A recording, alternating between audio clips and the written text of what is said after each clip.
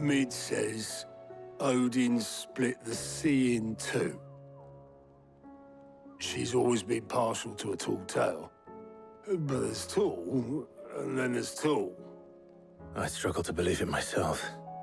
I see your uncle isn't with you. He stayed with the Enterprise. After our brush with the Einherja, she was in urgent need of repair. And my uncle knows a shipwright in Randalar. We're to join him there when we're ready to sail for Ash. You sure that's wise? Last I heard, the place was still overrun with Akashic. Show me a city where that isn't true. Ultima's plague is spreading.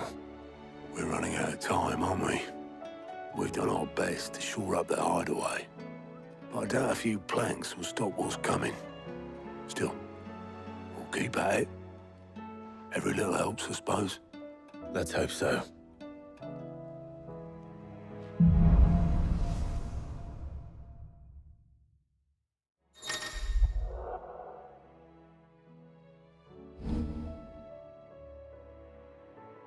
I should visit Joshua, assuming Talia will allow it.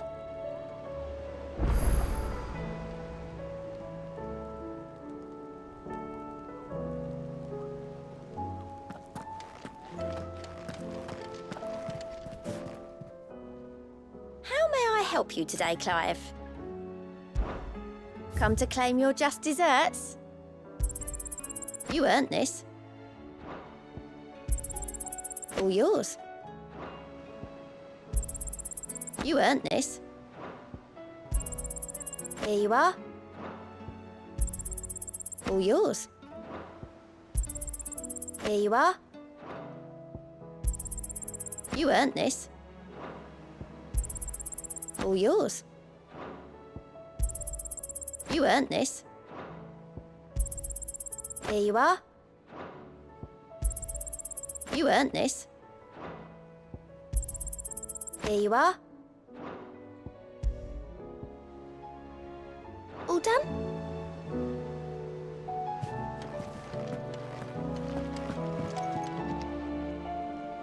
Heard the bad news then, did you?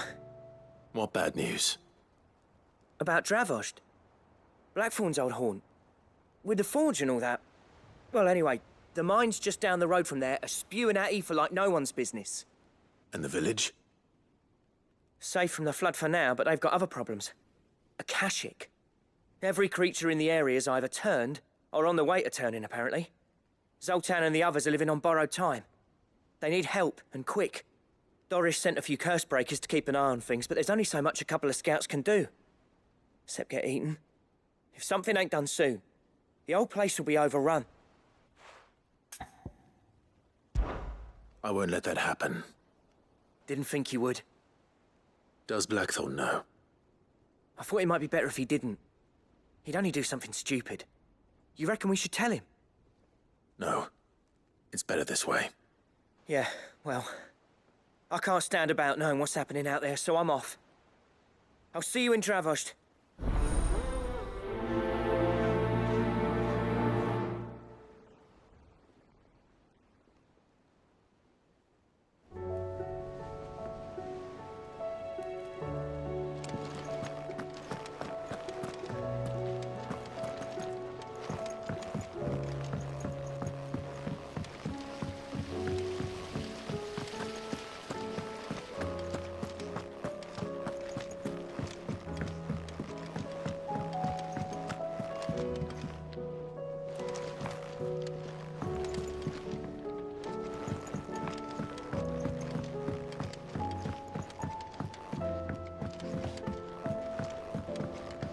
How was she?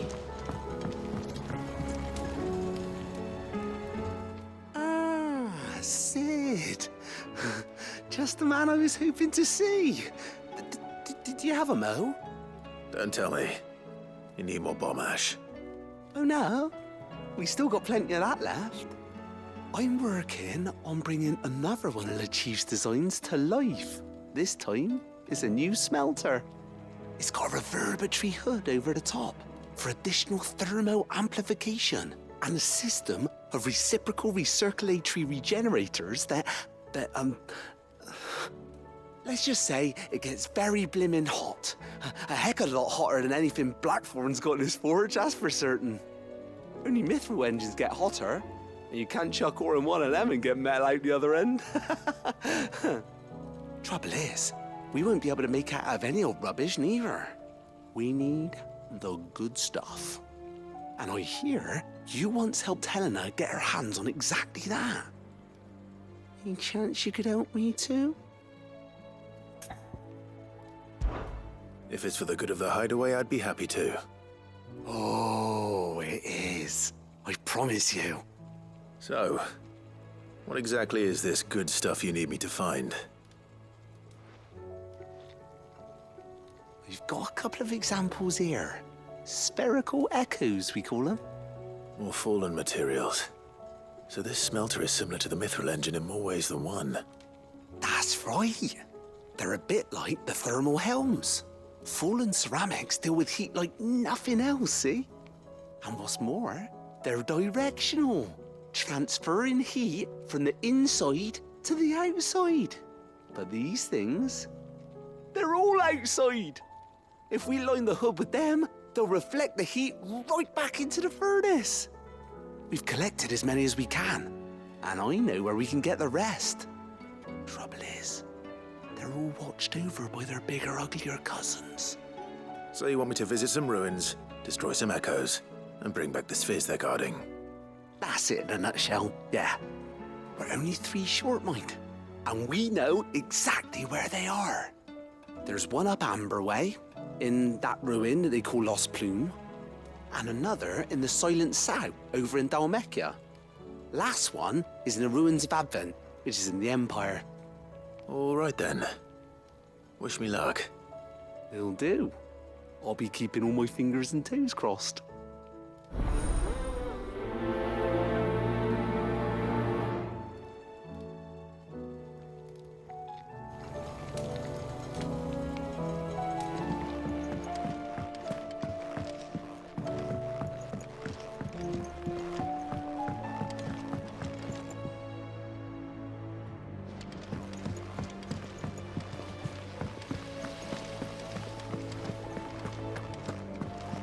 Canva lost.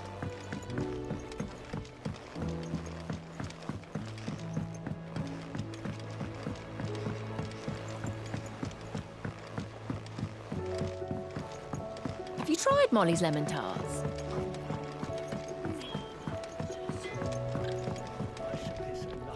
They're all in Ted's belly before they've even had time to cool. Trouble with your gear, or... What do you want? Not bad, if I do say so myself.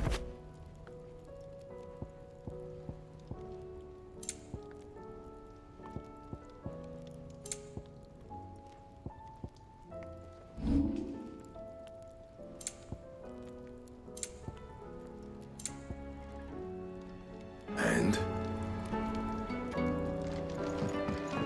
The stew's awfully full.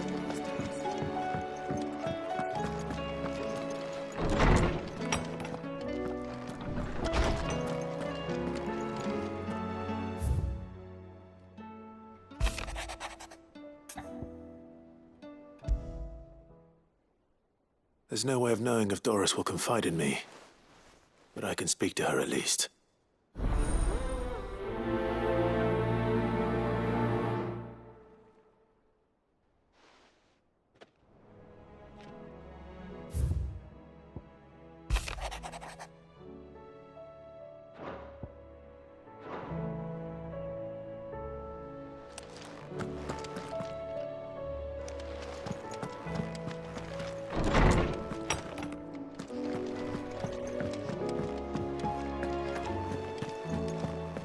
Don't tell me we've run out of papio nuts and all.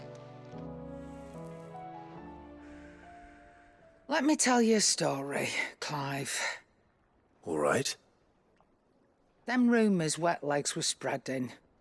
Might be they weren't just tales plucked out of thin air. You see, there were a time when I weren't too particular about who I sold steel to, so long as they paid me the right price.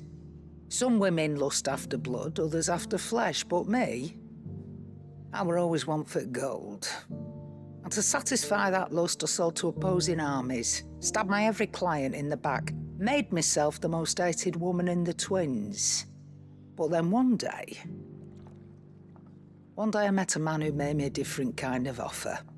Said he'd give me access to a realm-wide community of like-minded individuals in constant need of steel and sundries. On the condition I sold to him and his alone. Was that the first time you met Sid? Aye. And I fell right into his damn trap. He was true to his word, so I ended up being true to mine. And I soon started making the best profits I've seen since taking up the trade. And all without aiding or abetting any outlaws. Except Sid himself, that is. Told me about his plan to topple the mother crystals, you know. Said that with them gone, the realm would want for all manner of things. An opportunity for the likes of me to mint gil.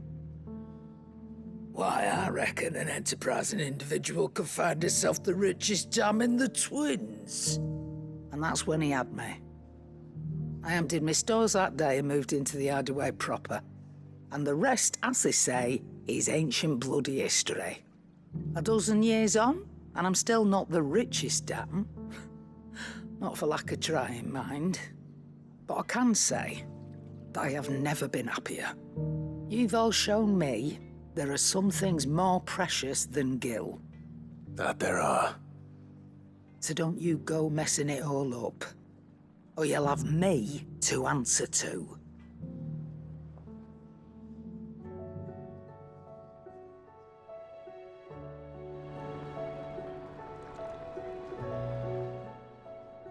Still alive, are you?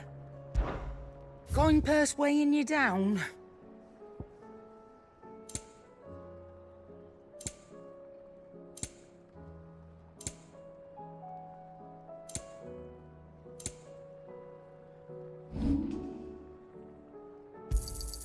And be thankful you got that much.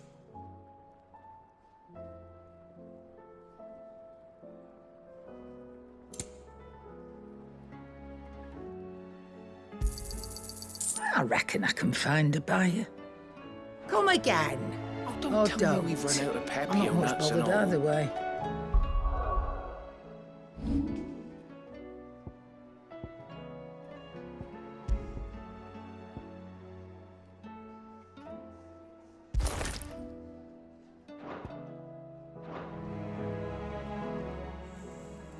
Clive. Go on, then. And be thankful you got that much. Come again. Or don't. I'm not much bothered either way. Come back.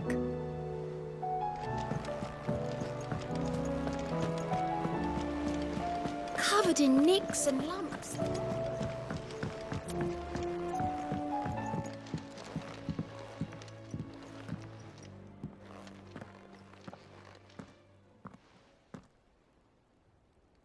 Where are you? Can I help you, Sid? I'm looking for Doris. Is she here? I'm afraid not. She's at Martha's Rest on a job. My job, actually. When she heard what the mission was, she insisted on going herself. Alone. Did she? What was the mission? Following up on some new information. Once they'd settled in, the bearers you helped liberate in the Dragon's Eyrie were keen to talk about their imprisonment. And about their captor. The slaver Cole's team were tracking when they were attacked by the Beastmen. I'll go and find her. She's at Martha's Rest, you say? If she's not moved on already, yes. I hope everything's all right. Why would Doris insist on going alone? Maybe Cole was right to be worried. How do you split the sea?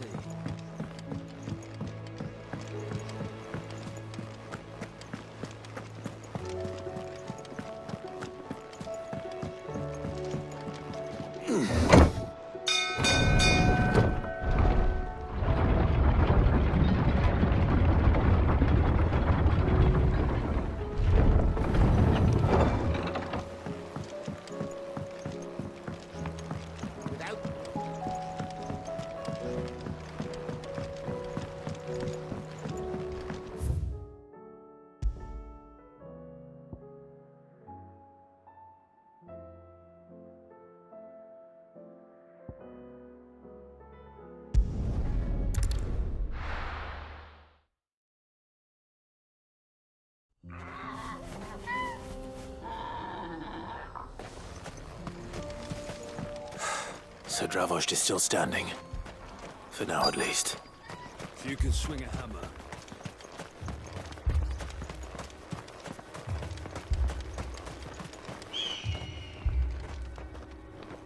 Clive! You're here! And the Akashic? Mostly off to the north still. But I spoke to Doris's scouts and it turns out things are worse than I thought. There's swarms of them out there. Told old Snotty to be ready to seal the north gate. That should buy us some time if we need it. Enough for the villagers to barricade themselves inside their homes at least. Well done. Welcome back. Sid. I'd never have guessed, you know. Not if August hadn't let slip. Who'd have thought that the savior of Dravost would turn out to be the realm's most infamous outlaw? Keen to help us out again? I am. Thought you could sneak off without me, did ya? Blackthorn. Oh, what are you doing here? One of the scouts couldn't keep his voice down. Unlike my best mate who didn't think I deserved to know. Zoltan, how long's it been? Long enough for us two to turn into a pair of old codgers, I see. That your idea of an apology? Prick. Don't listen to him. You only did what you thought was best. For the village and that. I did, yeah. But that ain't the whole of it. Vulcan, our master, didn't leave the chiefdom to the two of us. He left it to me, the best blacksmith in Dravost, barring himself, of course. Bloody stupid tradition, in my opinion. If someone's got talent, you should let them practice their craft, not ask them to settle petty feuds and barter for grain. Our master wasted half his life that way. I wasn't about to let that happen to me. So you wasted half of mine instead? You're what Dravost needed. Under me and my precious ideals, this place wouldn't have lasted a year. So I left to devote myself to the work and spare you lot the consequences. I may be a selfish prick, but I only did what I felt I had to. What you had to do was your duty! Even if it meant we all starved? Enough. This is no time for bickering. You can finish beating each other up once Dravost is safe. Fine. I've said my piece anyway. Yeah. So have I. Sorry, Clive. I shouldn't have stuck my nose in. We're short enough on time as it is. Still, give us a mo, would you? I need to get my head straight before any of them Akashic try to bite it off.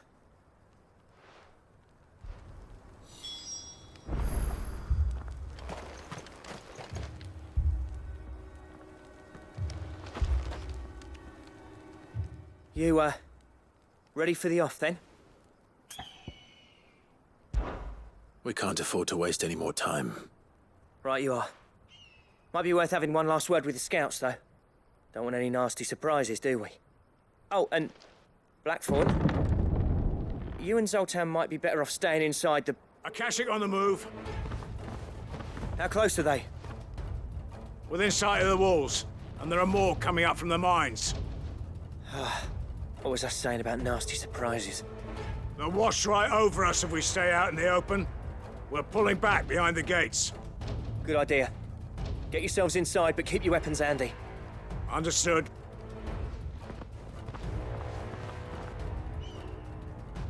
I'm prepared to fight if I have to. Well, let's hope you don't. That's our job. Once the scouts are inside, order your men to barricade the gates.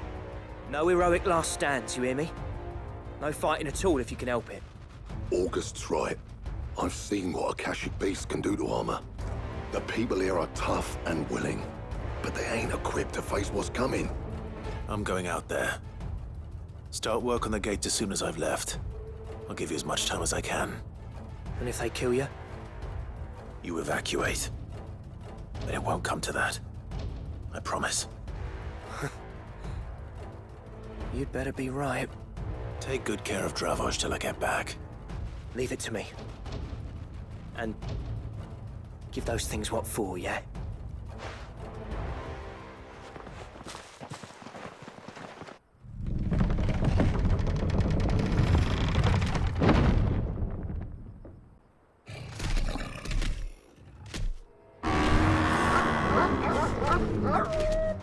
All right. Which one of you's first?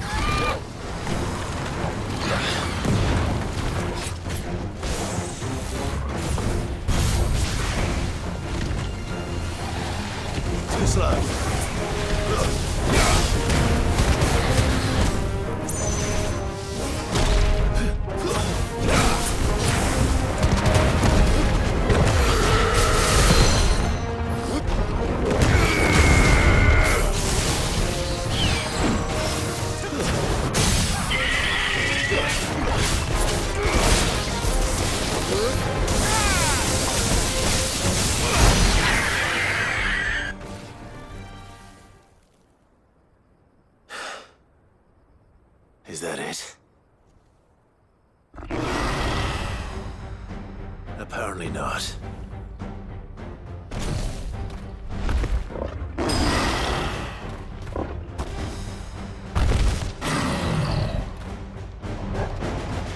You're not getting past me.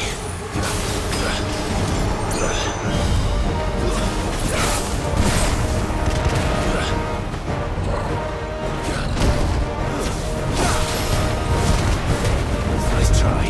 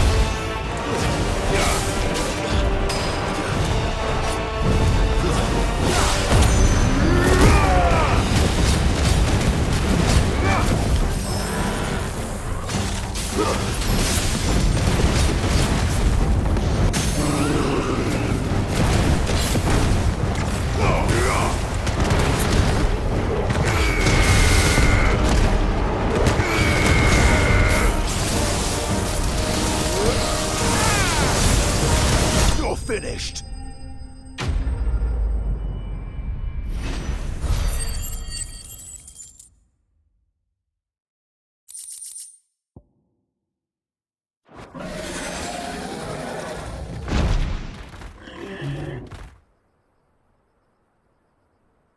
Now, the question is, did I miss any?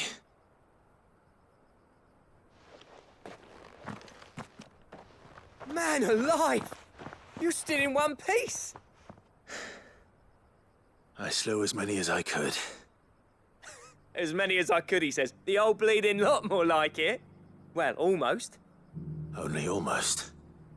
Yeah, one or two did try to sneak over the wall. But we got the bastards, don't you worry. Good. Though you do know, more will come in time. In time, yeah. But we can think about them later. Let's get you back inside.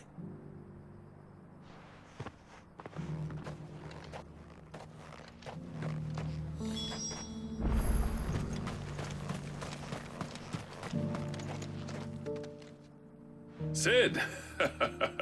You're even more fearsome than your reputation. Enough to give those Akashic monsters nightmares. I almost felt sorry for the wretched things. But mostly, I felt grateful. Dravoged won't forget what you did today. I'm afraid I've only delayed the inevitable. There's no getting rid of that ether flood. Meaning that any living thing which stumbles into those mines will end up clawing at your walls again. And that's if the flood don't spread. If it does, well, I hate to say it, but the village's days are numbered. That may be, but we're staying just the same. With ether floods springing up all over, it's no less safe than anywhere, and more importantly, it's our home. We'll fortify the gates to the north, and I'll see that they're guarded day and night. All right. Then we'll give you a hand shoring up those defenses. As for you, Blackthorn, that's twice you've turned up when Dravoged needed you. So, thanks. I shouldn't have stayed away so long. And I shouldn't have left without talking it over with you first. Too bloody right you shouldn't. Though I doubt I'd have listened. I always envied you. How you made everything look so easy when, for me, it was anything but. You leaving gave me the perfect excuse to hate you. And from that day on, I never once stopped to wonder what it would have been like if you'd stayed. But what you said earlier, it was true. You'd have been the death of this place. Finally, something we can agree on. I hope you see the sense of it eventually. You kept this place alive. Alive, perhaps. Wealthy even, but Dravoged isn't what it once was. Our work used to be the pride of Dalmekia. Now, we churn out the same rubbish day after day because it's easy and turns a profit. It's not about the craft anymore. I wouldn't send my sons to war wearing the shit most of our smiths are making. I've kept working, honing my skills, trying to lead by example, but no one sees the point. The average castle apprentice has as much passion for the craft as our current lot. Come back to us, Blackthorn. Remind Dravoged what a true master blacksmith looks like. I'll even man those bellows of yours if it means we can work at the same forge again. That's a kind offer. Kinder than I deserve. And I wish I could accept, but I'm needed elsewhere. There's people who trust their lives to my steel, and I daren't let them down. Fair enough. But that doesn't mean I couldn't visit from time to time. Let's see if we can't rekindle this town's passion for the craft, shall we? I'd like that. Just be sure to tell Snotty to let me in the next time I come calling, yeah? Knowing him, he'd let you in anyway. Blackthorn. The Master Smith turned outlaw, back in my good graces. I never thought I'd see the day.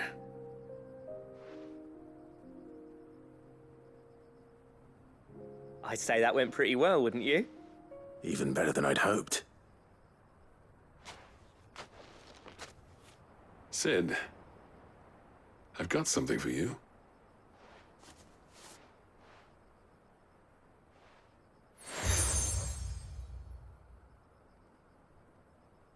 And this is?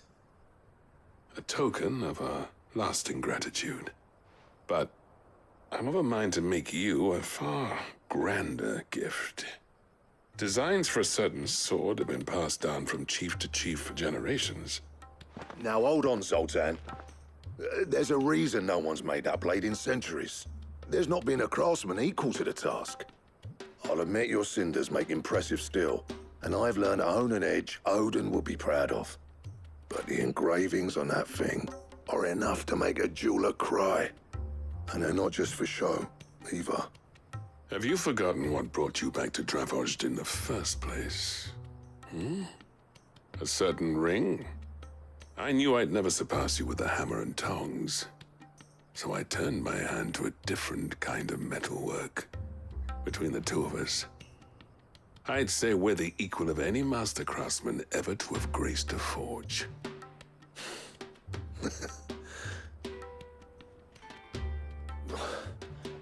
You know what? I think you might be right. Clive, you wouldn't mind if Zoltan came back to the Hideaway, would you? He's more than welcome. As long as he can keep our secret. Right. Zoltan, get your tools. We've got a legend to forge.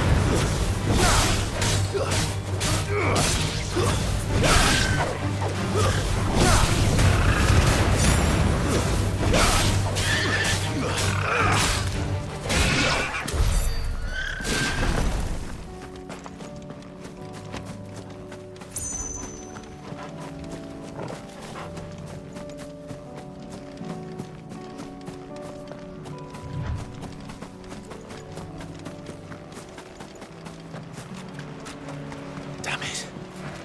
The whole village has turned.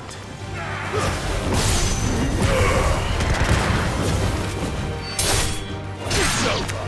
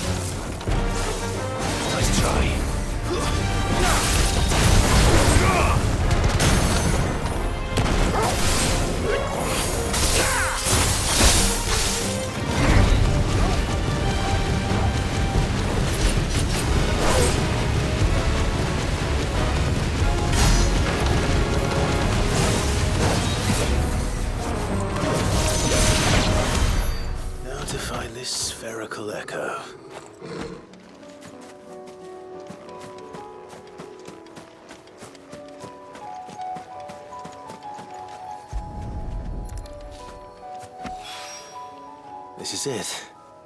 Right then. Just two more to find.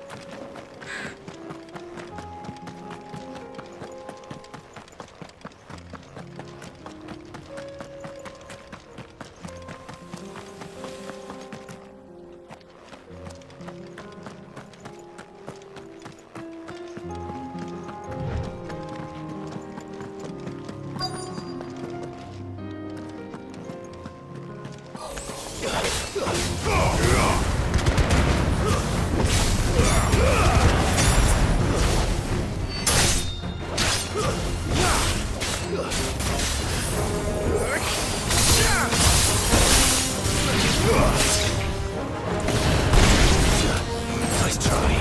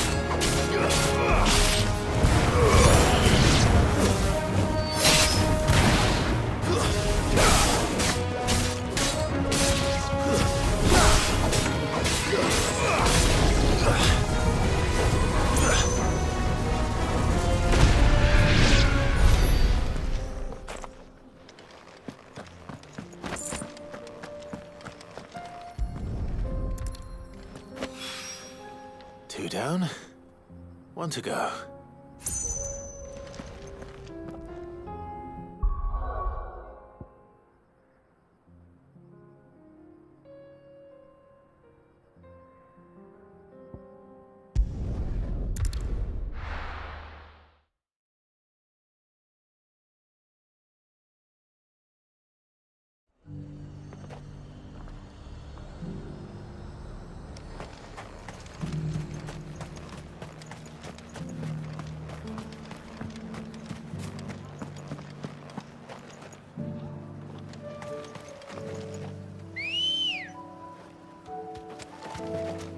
Good girl.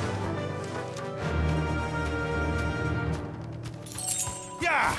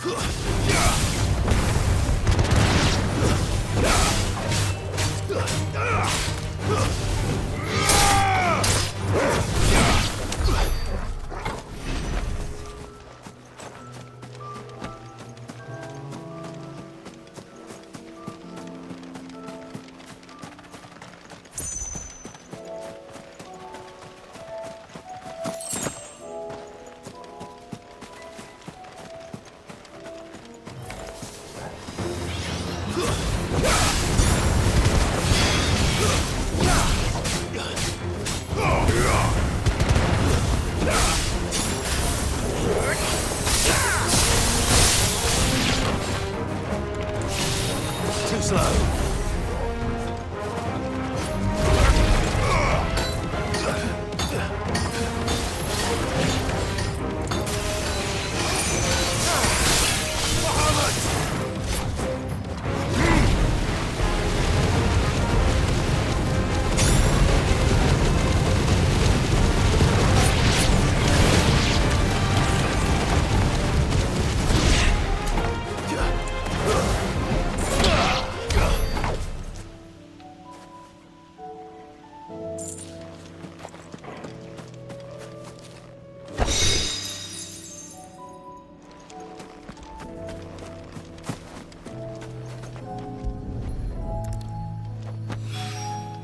That's all of them.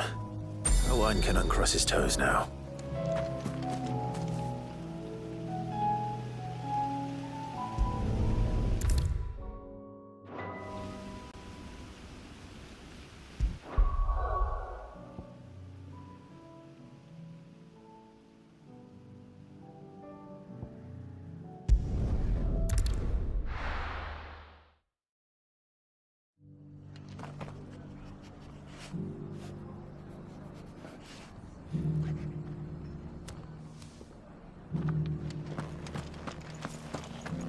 Doris should be somewhere nearby. Assuming she's still here.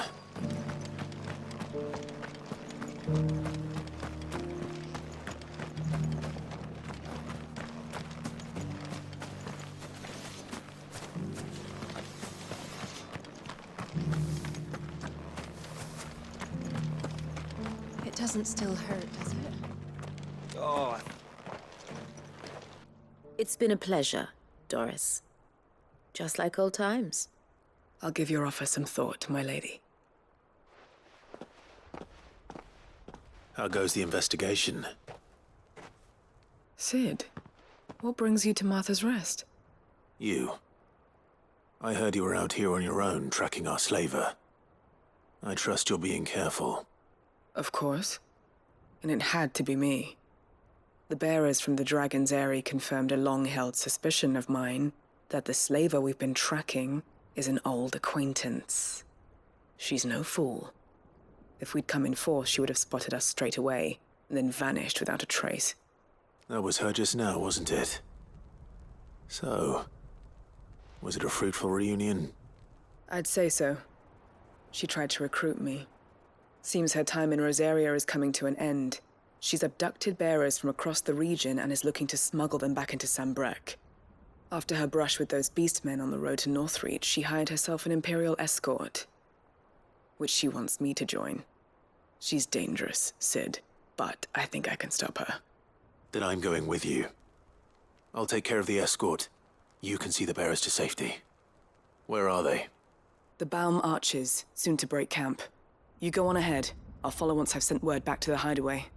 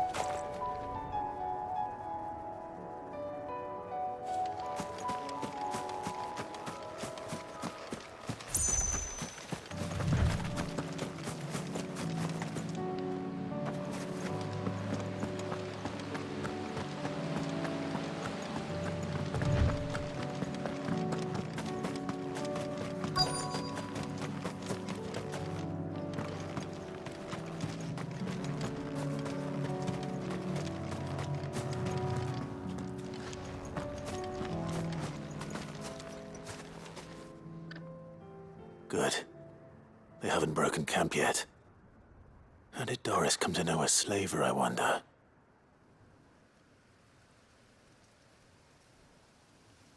We've waited long enough. She's not coming. Ready the bearers. We're leaving. Back to civilization, is it, Mom?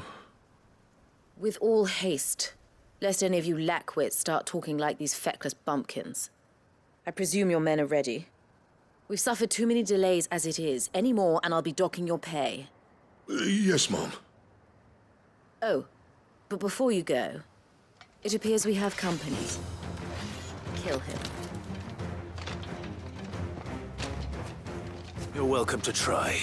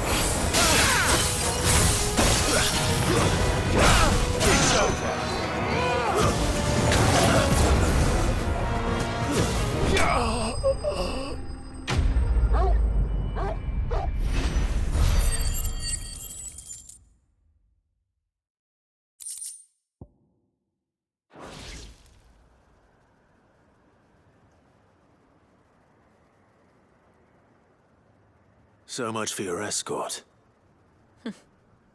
You'll forgive me for not avenging my men. I'm not the swordswoman I used to be. I surrender. Do with me as you wish, Sid the Outlaw. Sid! Ah, Doris. I take it you're not here to rescue me from our brooding renegade? You know, I always wondered where you'd vanished to. But casting your lot with this criminal of all people. Better fighting for a cause than killing for coin. I'm sorry, Sid. I should have told you sooner.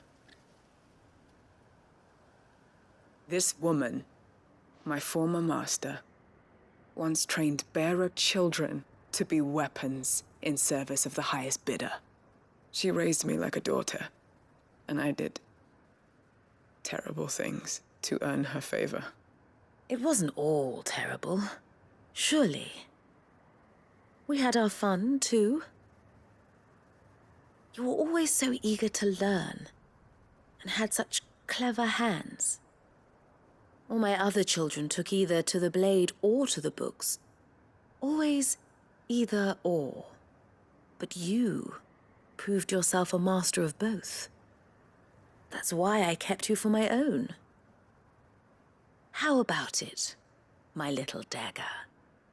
Care to swear that blade to me again? I never swore my blade to you, nor will I ever. I fight for a higher cause, to liberate the bearers of this world.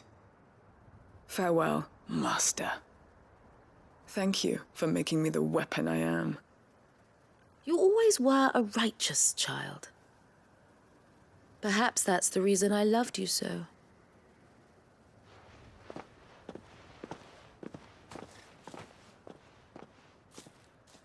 What do you want to do with her? I am not the killer she wanted me to be. Not anymore. And she no longer has friends in high places. The Dame does, though. Her connections at the Imperial Court will see that justice is done. All right. If you're certain. I am. And thank you for everything. Now, I better let these bearers know that they're safe.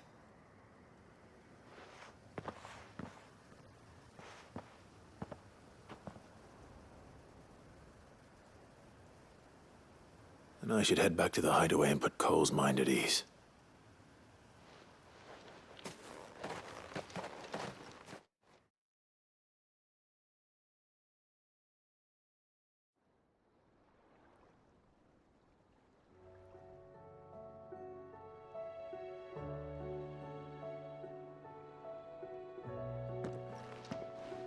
Welcome back, Sid.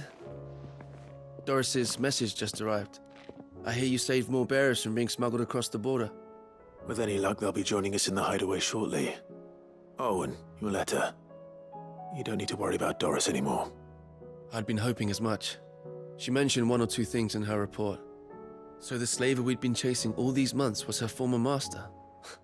Wish I'd known. She's been arrested, by the way, over in Sambrek. Went quietly, or so we're told.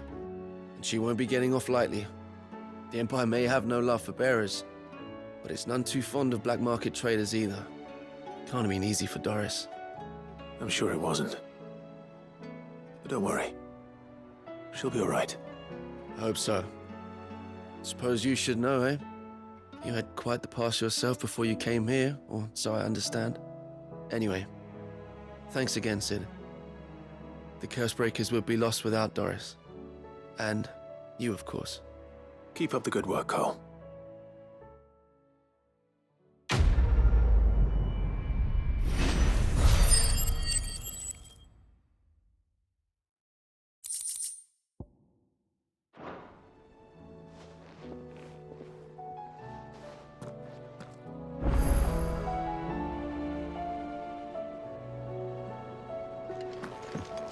Come back.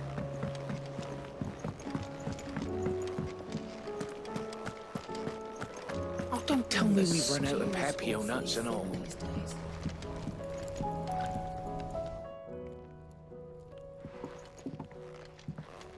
Ah, the man himself. We were just about to make a start on that sword I promised you. It's funny, but none of this would have been possible without your help. You remember Camille? We'll be using his leatherwork for the grip.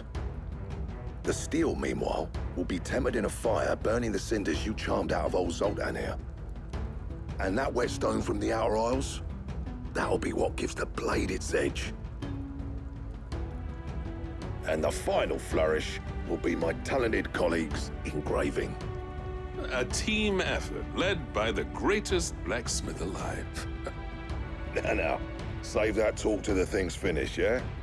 Right. I'm ready if you are. To the bellows it is, then.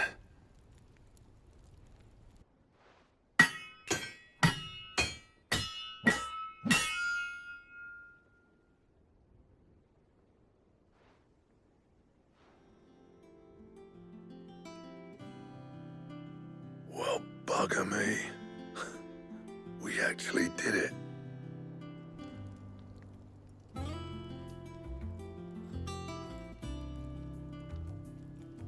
The sword to end all swords. Ragnarok. It's quite something. I, trust you'll take good care of it. Thank you. Both of you. So, does this make you pair the greatest craftsmen alive, then? This? Nah. This was just following the footsteps of the greats of old. It'll take more than that to earn us our place in history. But we're up for the challenge. Here. A list of materials. Zoltan and I got talking on the long road back from Dravost. We reckon with those items there, we could craft something even better than the Ragnarok. Something worthy of a legendary outlaw like yourself. That's a weapon I'd like to see. You leave this list with me. I was hoping you'd say that. One legend at a time, eh, lads? Before you start on the next, who fancies raising a cup to friendship reforged? Good idea. No more drinking to forget my past. It's about time I had something to celebrate. Then tap the kegs! Vulcan's boys are on their way!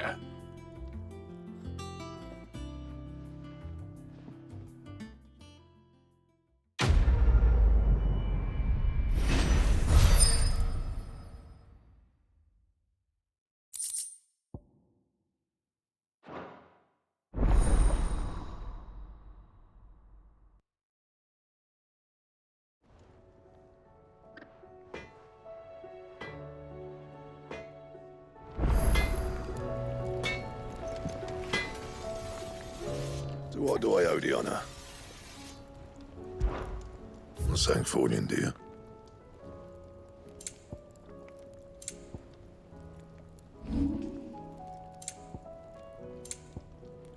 And?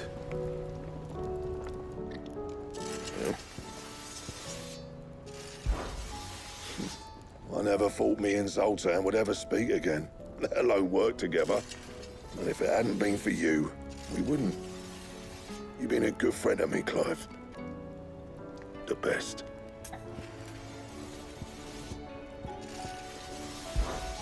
I'll keep the forge up.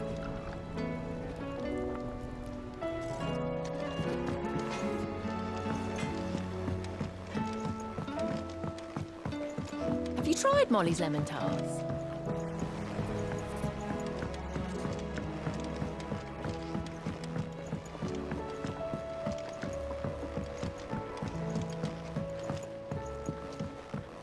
Canva lost?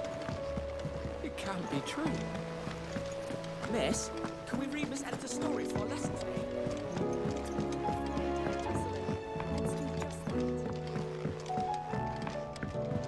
How was she?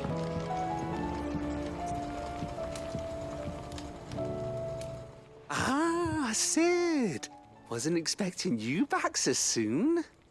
So, is it good news or bad? Good, thankfully. Here. Ah, that's brilliant!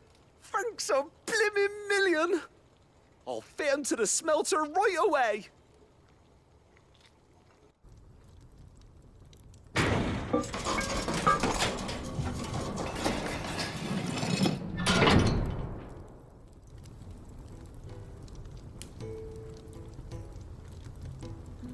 May I present to you the Dalimil furnace? Ain't bad, is she? She's a beauty. You saved my bacon again, Sid, and I ain't about to let your good deed go unrewarded. It's fine, really. My bag's flexible enough already. Oh, don't say that. I'm sure I can make a few improvements to it yet. You could just buy me a bigger... How about that clasp? Looks a bit stiff. Reckon you could loosen it up and make some more room? And I reckon I know how. With a new alloy we've been working on. The Dalimil furnace was just what we needed to perfect it. It's a metal, see? So it's lovely and strong, but it's also, well, stretchy, if you can believe it. Stretchy metal. Well, if you insist. That is the spirit. You'll love it, I promise.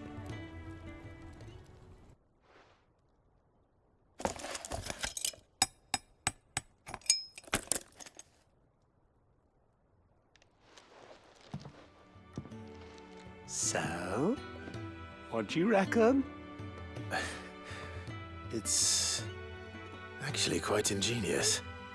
Thank you, Owain. Shh, don't mention it. You earned it. And I wanted to get some practice in using that metal anyway. Reckon we'll have all kinds of uses for it around the hideaway. Can't think of any right now, but that's our job, innit? Dreaming up new ways to make life easier around here. Maybe even out there, too.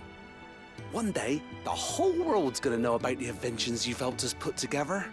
That bag of yours will be the first of many. You mark my words. They'll hardly believe their eyes, I'm sure.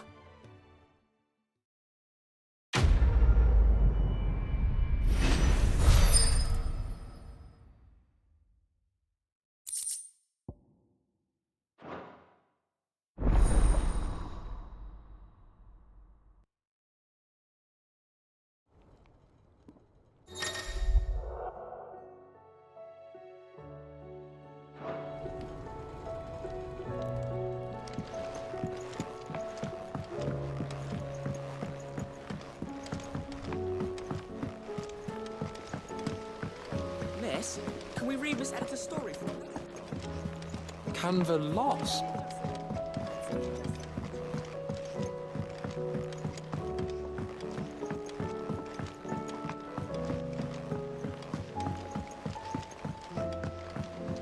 tried Molly's lemon tarts?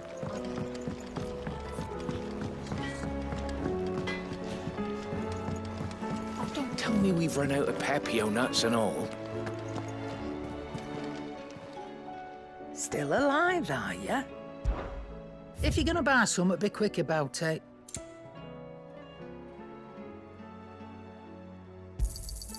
You're rubbing me blind, you know. You'll not find a better price than that. It'd better all be here. You're rubbing me blind, you know. You'll not find a better price than that.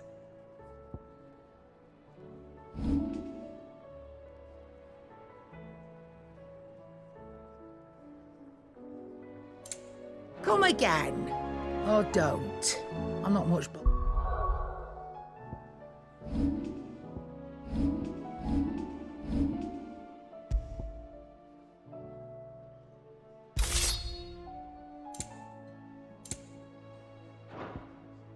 But either way. Aye, it's a dangerous world out there. Best...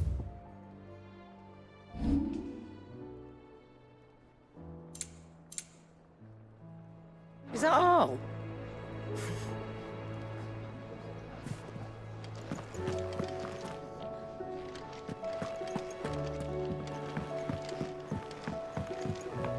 Come back.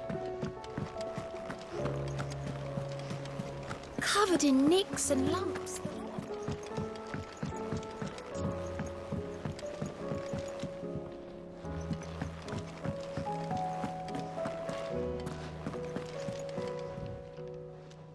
Welcome to the Patron's Whisper.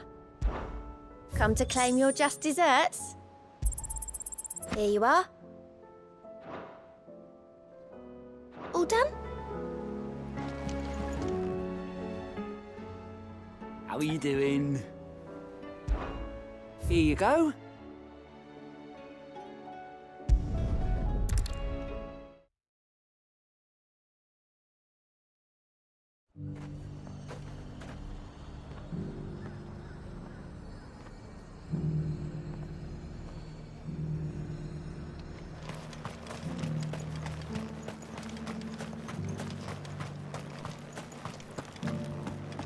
There were ghosts at the gate.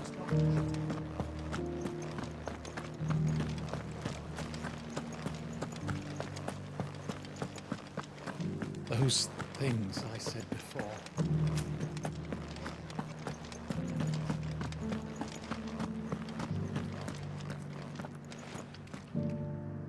Oh, Clive. What am I to do? My wards and I may soon be without a home. What's happened? The High Cardinal has descended from his lofty throne and taken up residence here in Northreach. The High Cardinal? Leader of the Council of Elders, second only to his Radiance at the head of the Imperial government. Not that any of those things still exist. Now he goes by his noble title, the Duke of Oriflamme. And what does he want with Northreach? He wants to transform it into a military stronghold, a foundation upon which to build a new Sambrec. He's already secured the support of the various army remnants, with promises that they shall be afforded the respect they deserve in his empire. One built on the confiscated property of the people. He would rob the populace to pay for it. Believe me, I have used every means of persuasion to discourage him from this folly. But for whatever reason, he will not listen to me. What does Captain Philippe make of this? When the town was under attack, it was him the soldiers rallied around. Couldn't he use that influence again? How? By speaking out against one of the most powerful men in Sambrec. A man whose stated aim is to revive the empire Philippe's comrades swore to serve, and to improve the soldiers' lot within it. The captain can offer them a regular supply of gruel and an occasional trip to the Vale to help them forget the terrors they face each day. The Duke offers them a vision of strength and safety. No. Any attempt to incite mutiny would cost Philippe the support of his men, if it did not cost him his life. But given the mood around town, Mutiny may yet be unavoidable. The people have little appetite for further deprivation, least of all when it serves only to elevate others. And who could blame them? Clive, would you appeal to the Duke on my behalf? For your services to Northreach, you have the respect of the soldiers, and they will take you to His Eminence if you ask them. And unlike Philippe, no bonds of loyalty prevent you from speaking your mind to the man. Well, will you try? You could hardly fare any worse than I did. I'll see what I can do. Thank you, Clive. Tell me then, where will I find this Duke of Oriflamme? In the garrison? Overseeing the troops, yes. All right. Wish me luck.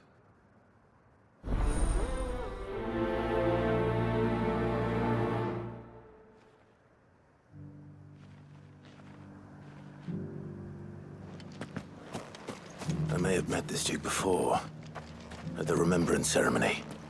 Let's hope I didn't make a strong impression.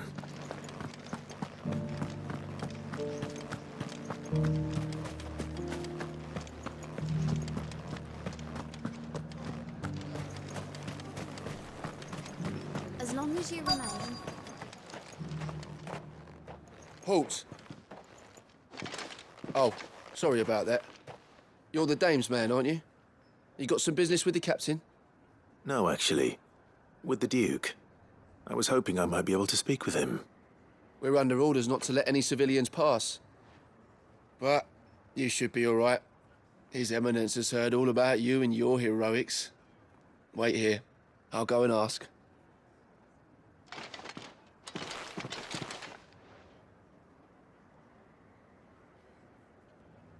So, you are the sellsword who lent his aid to the garrison. The Empire owes you a debt, and I shall see it repaid. But tell me, is it wealth that you seek, or favor? Neither, Your Eminence. I thought only to inquire about your plan to turn Northreach into a stronghold. Ah, I see. You are worried the expanded garrison will render your services redundant. Yet you needn't be. A proud fighting man like yourself shall always have a place here. Pride of place, in fact. For too long has the contribution of the noble soldier been under-reckoned. But no more.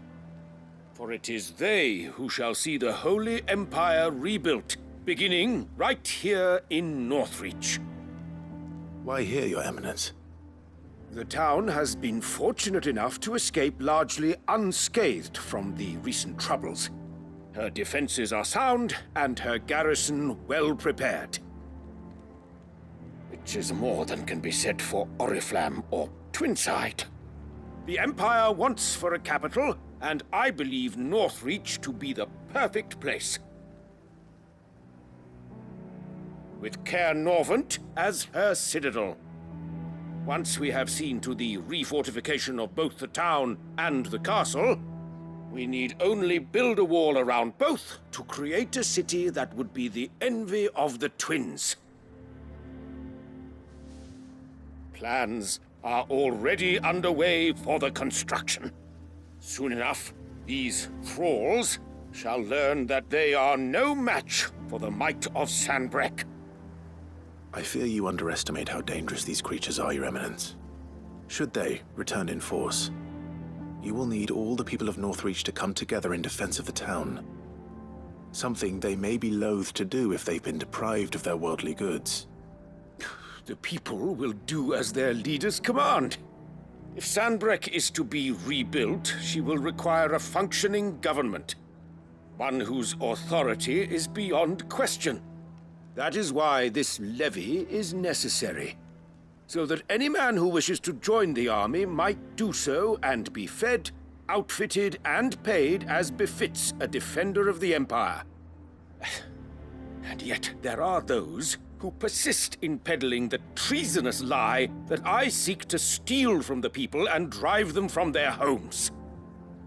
I suspect they're afraid of losing what little they have left. Precisely. The common folk have little and less, and you mean to deprive them of even that. You would sow the seeds of your new empire in your own salted earth. Sabine, we have discussed this. Yes, and I told you then how putting the empire before her citizens would lead only to revolt. Without an empire, there are no citizens. And in yours, there will be only beggars. Is that what Griga wills for her people?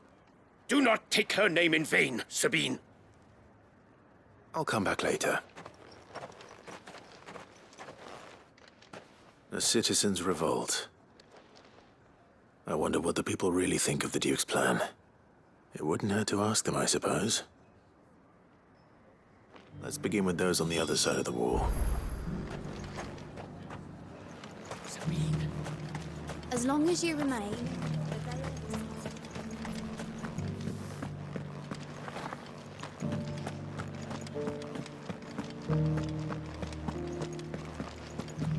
You needn't fret.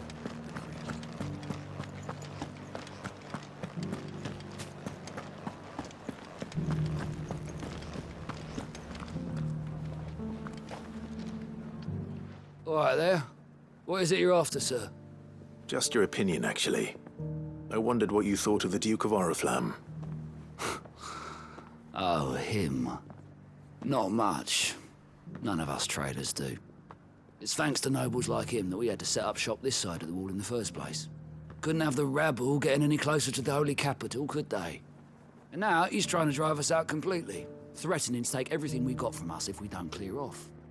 If the dame said she wanted him run out of town, I'd be straight through that checkpoint, tar bucket in hand.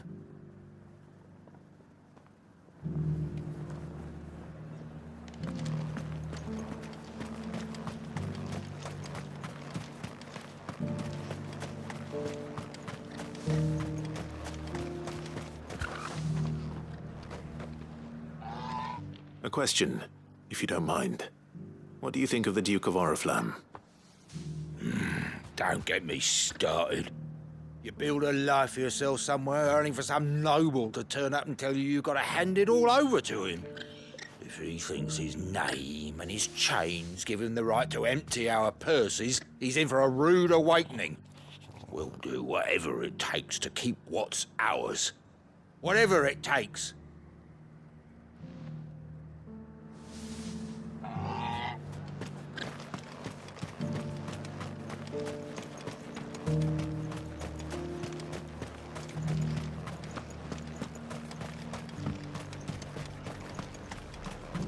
Why, your stall is as ripe as a midden heap. I've been hearing a lot of talk about a certain Duke. Nothing good, I'll wager. Going around acting like he owns the place. And with hardly a word to the dame. This is her town, not his. I take it you'd rather she was in charge. As far as I'm concerned, she still is.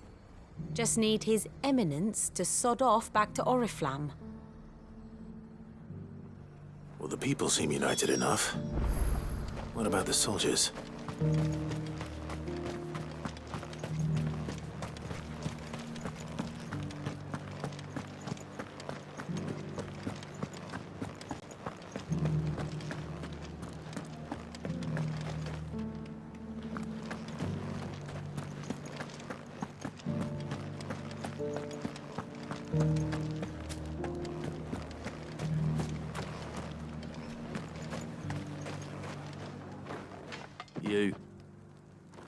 You're the one who was talking to His Eminence. On the dame's behalf, yes. I was trying to persuade him not to take the people's goodwill for granted, but it seems my words fell on deaf ears. What do you think of his plans? I'm a soldier, mate. He tells me what to do, not the other way round. Listen, I've got nothing but respect for the dame, but I've got a family to look after. That's where my loyalties lie, not with the town or the empire, but with my wife and children. If the Duke can get us the men and the equipment we need to fight off those blue-skinned bastards, I don't care how he does it.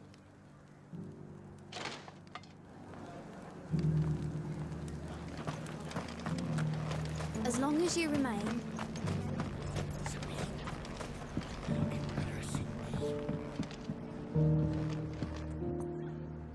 I hear the Duke of Oriflamme plans to turn this town into some sort of fortress. Do you think that's a good idea? It's not for me to say. All I know is that unless the Emperor orders me otherwise, His Eminence's word is law. Look, no one likes all these taxes and tariffs, but empires don't come for free. Once Sandbreck is back on her feet, we'll all reap the benefits.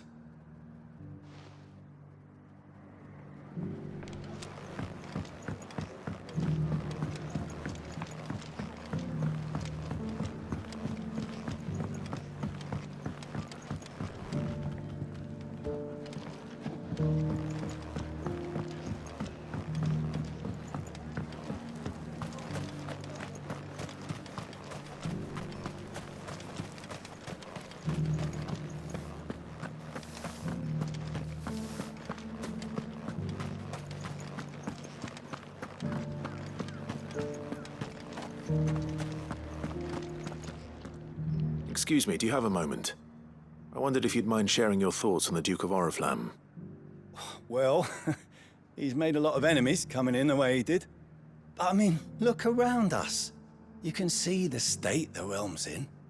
The traders might not like having the screws put on them, but if they volunteered a few more of their hard-earned gil before things got bad, maybe they wouldn't have to. I think the Duke's got a point when he says rebuilding the Empire's the best way of making sure we're all protected. And if that means people who don't know one end of a sword from another have to make way for those who do, well, that's just how it goes. Let's see what Philippe makes of all this.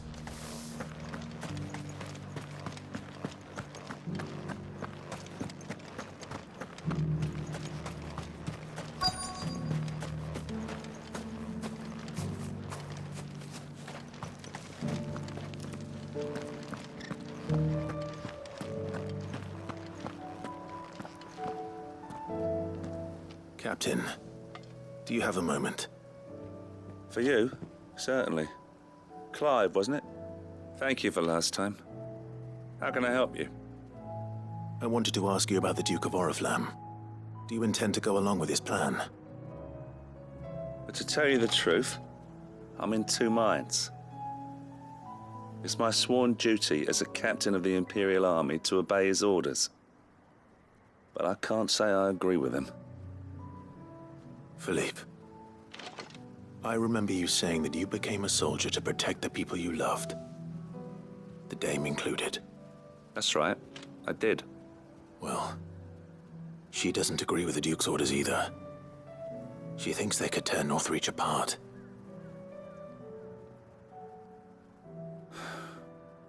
And she's probably right. Thank you, Clive. I know what I need to do now.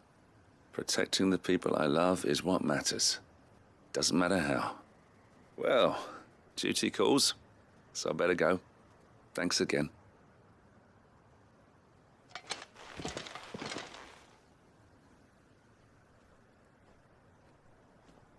It seems Philippe wants to do the right thing at least. I expect Isabel will be pleased to hear that, if nothing else.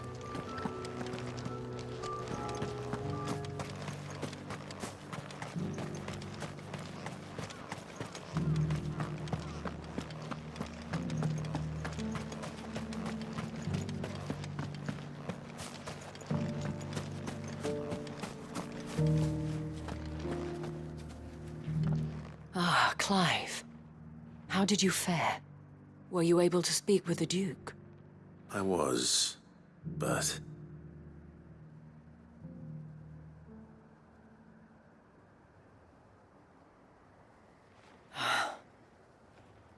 So Northreach is to be a fortress after all. Well, it will certainly help to hold back the thralls. There's no denying that. Though I doubt it will come as much consolation to the townspeople whose worldly goods are confiscated to pay for it. They deserve to be heard, Clive. To have a say in this new empire the Duke means to build. Sadly, His Eminence values their obedience more than their opinions, and hopes to reassert the authority of the state.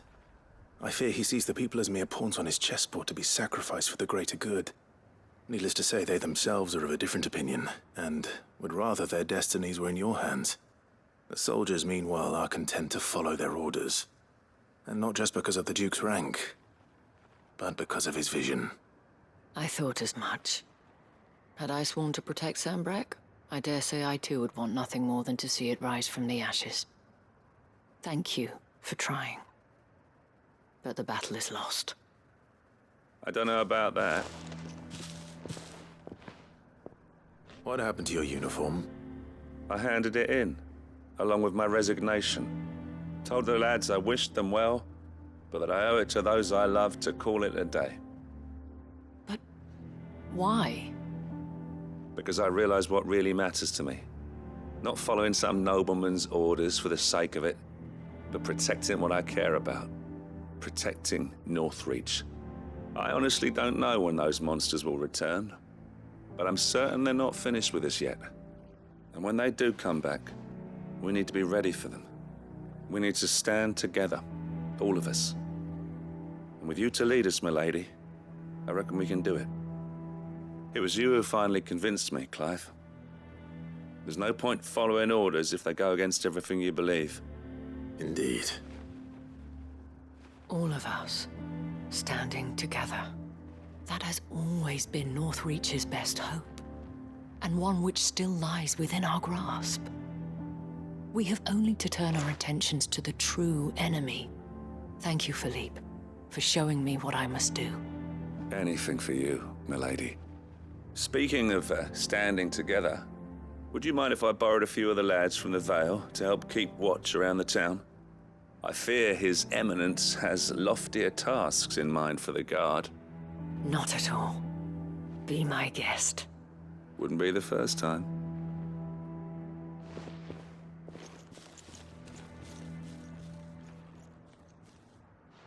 There may be hope for Northreach yet, especially with men like you and Philippe to champion our cause. I, for my part, shall continue to work upon the Duke, in the stubborn belief that I might still tempt him into joining hands. But I suspect I shall have to call upon your aid again. Until then, Clive. Until then.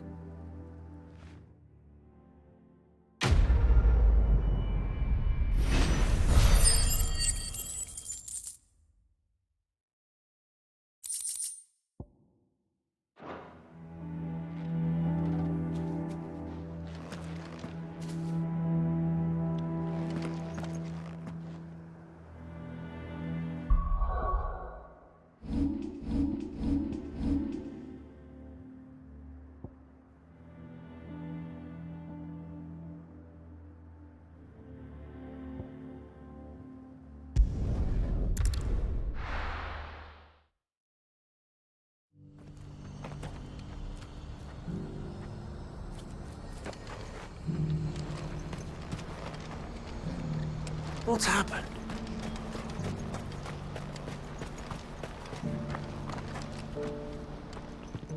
Clive. You'll be pleased to know that the negotiations are progressing well. That is good news. Yes.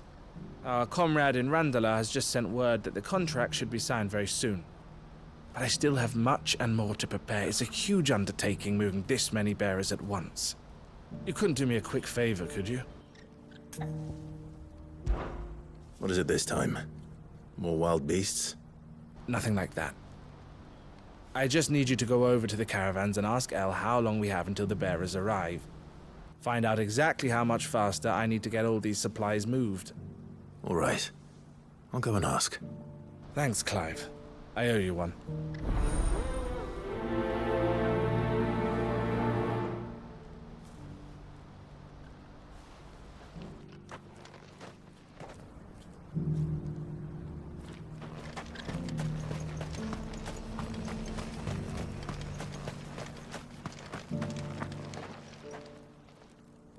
Don't blame yourself, El. This is their fault, not yours. I know, but No buts about it, all right?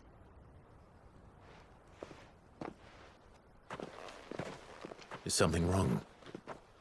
Vonnie came to give me a message from our intermediary. The talks with the Republican Army have fallen through. They've reached an agreement with the Silver Peak Consortium instead. Though prices have fallen of late, we deliberately offered above the going rate to try and deter other bidders. But the Consortium offered double what we did, and the Army jumped at the chance. And you had no opportunity to make a counteroffer?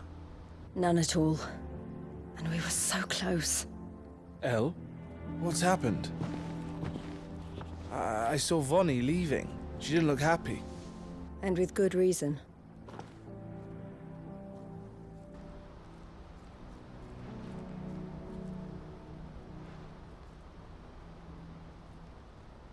But I thought we were the only ones the Fist were speaking to about the bearers.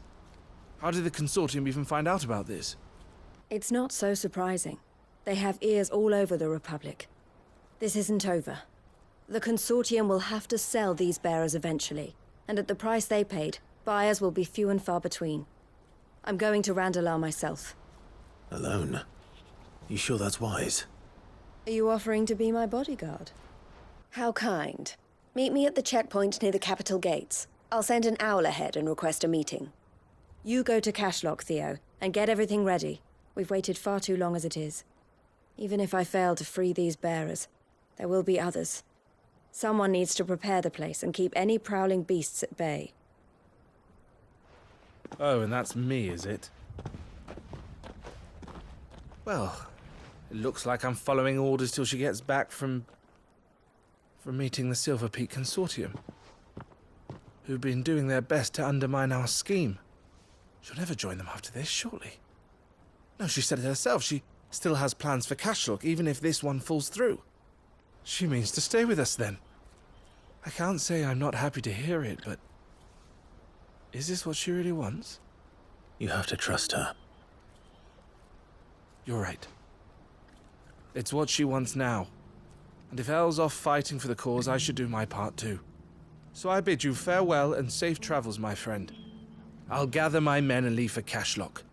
We'll make sure the place is well stocked and defended. You go to Randalar and see if you can stop my sister biting the Consortium's heads off. If she won't consider her prospects, someone has to. I'll do my best.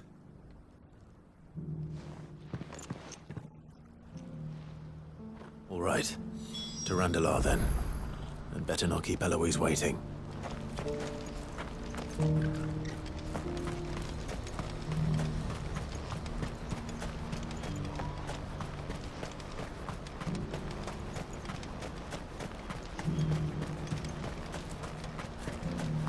What I wouldn't give for a hug.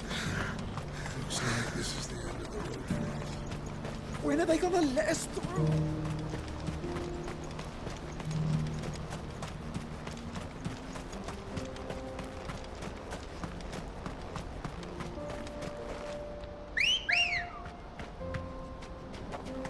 Come on. Fly, Ambrosia.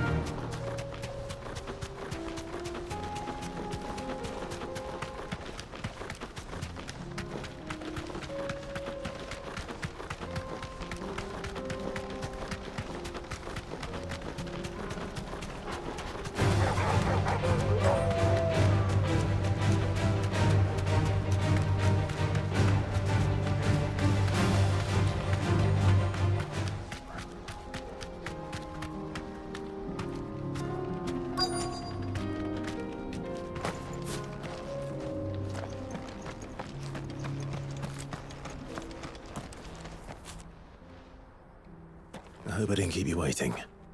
Did you arrange to speak with the Consortium? Here they are now. You wish to consult with me? I did. It's about the bearers you recently purchased from the Fist. We had all but finished making arrangements to buy them ourselves. And then you stepped into the fray. You misunderstand. The Consortium had an interest in purchasing them from the very first. It was only our regard for you that kept us from bidding. But your hesitancy in accepting our offer to you suggested that the regard was not mutual. And so we resumed our business. I did not hesitate. I am simply not inclined to make such decisions without first giving them due consideration. But what is done is done. Come then. How much do you want for them? Alas, you are too late yet again. We rarely take on such unconventional merchandise without a purchaser in mind. The bearers belong to him now. Who is your buyer? A trader from across the water. A most demanding fellow, if it's any consolation. He insisted the bearers be fed, dressed, even given their own bunks for the voyage over. That's what you get when you deal with continental types. I wouldn't know. Oh yes, the culture on the continent is quite different to ours. They pay good money for bearers not fit for the knacker's yard, and treat them like kings. But as long as they pay... That does sound unusual. No matter then. If they've already left our shores, there's little that can be done. Allow me to withdraw my interest. And with it, my interest in joining your organization. My associates will be sorry to hear that.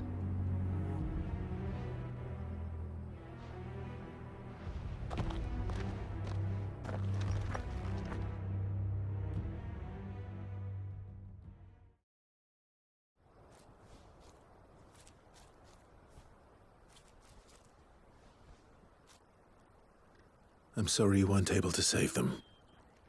As am I. But I only have myself to blame. He was right, you see. The Silver Peak Consortium did intend to buy those bearers before I did. Their representative hinted at a possible purchase when he came to recruit me. I feigned interest in joining them in the hope he might be encouraged to tell me more, and he did just that. As soon as he left, I sent my own offer to Randalar. So you never... No. I entertained the Consortium's proposal solely so I could learn more about those bearers.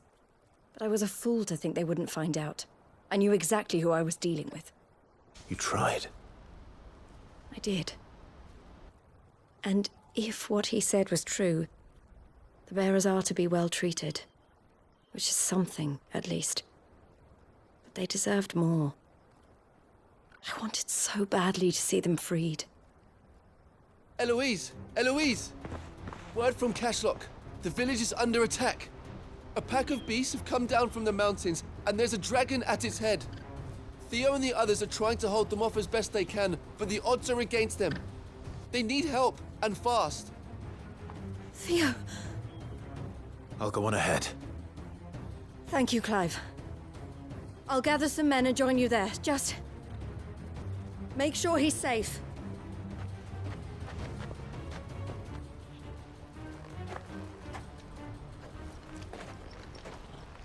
Hold on, Theo. I'm coming. What's happened?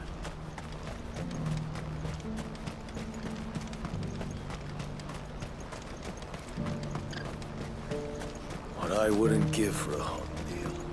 Looks like this is the end of the road for us. When are they gonna let us through?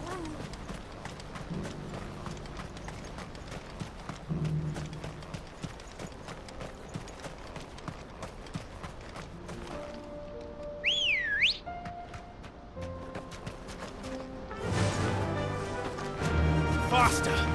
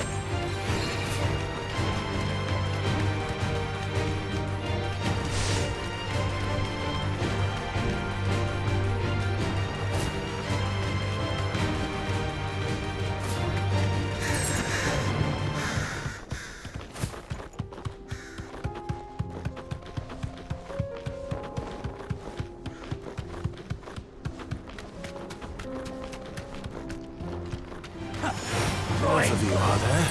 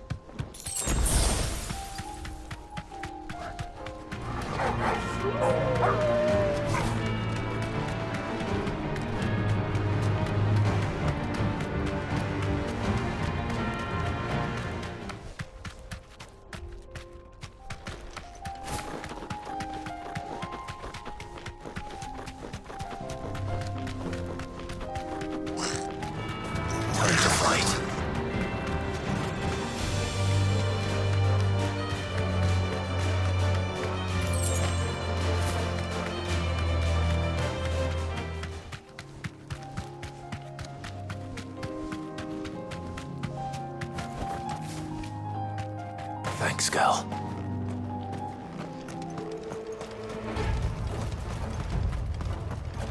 What's the situation?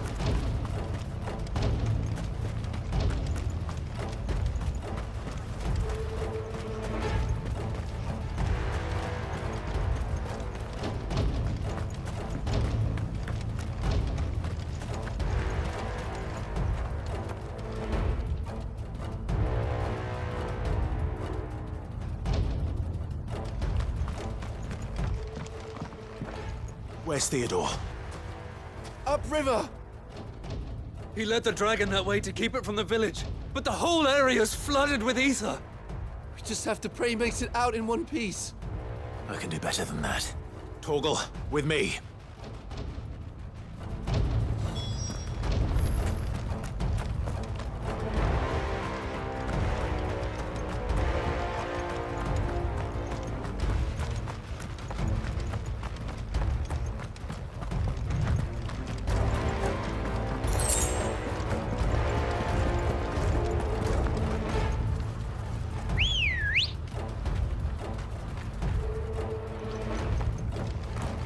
Come on. Fly, Ambrosia.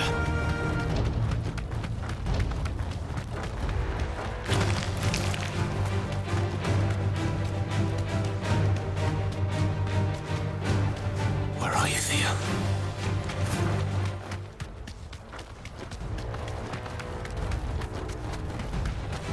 Time to fight.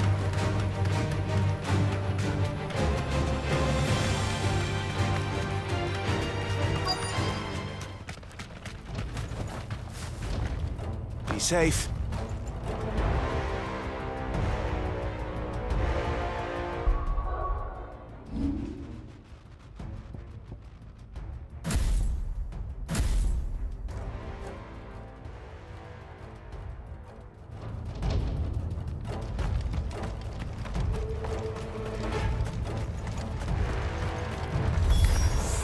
Damn it. The ether's too thick. These creatures have already turned.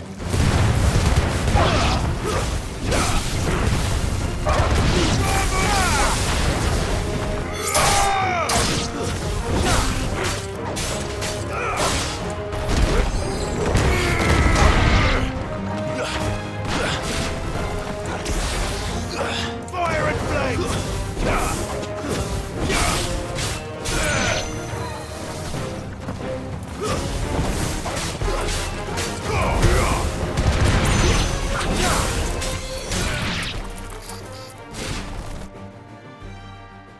I can't waste any more time. I need to find Theodore before that dragon does.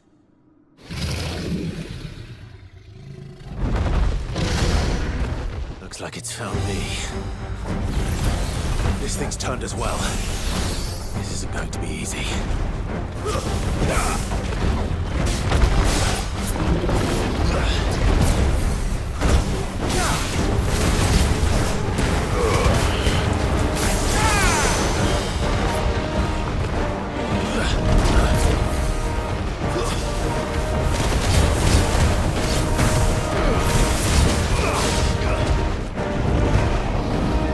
Too slow.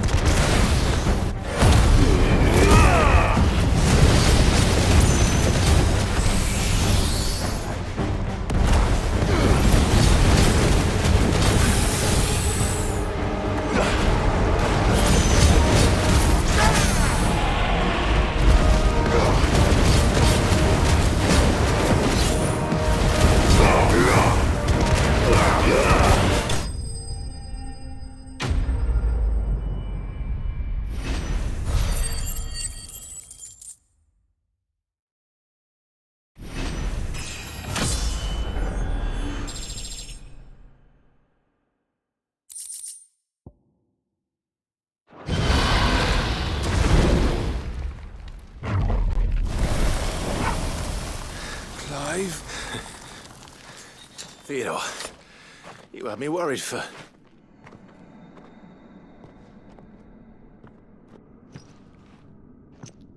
We have to get you out of here.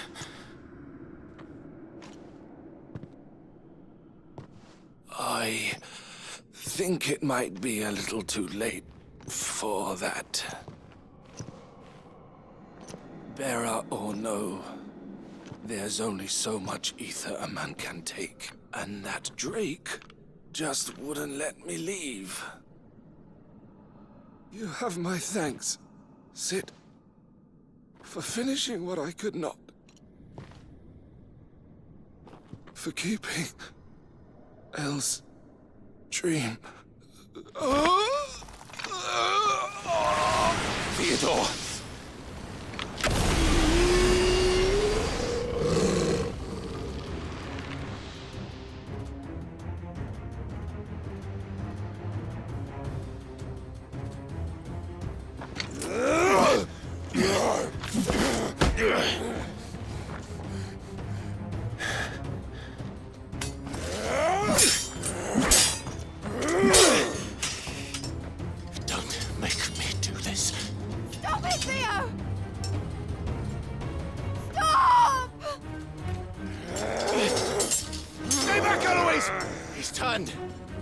And so will you!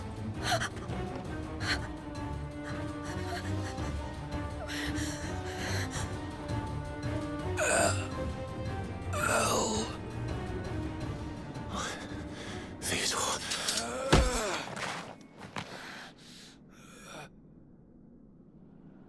Take care of my sister. Theodore, wait. Goodbye, Elle.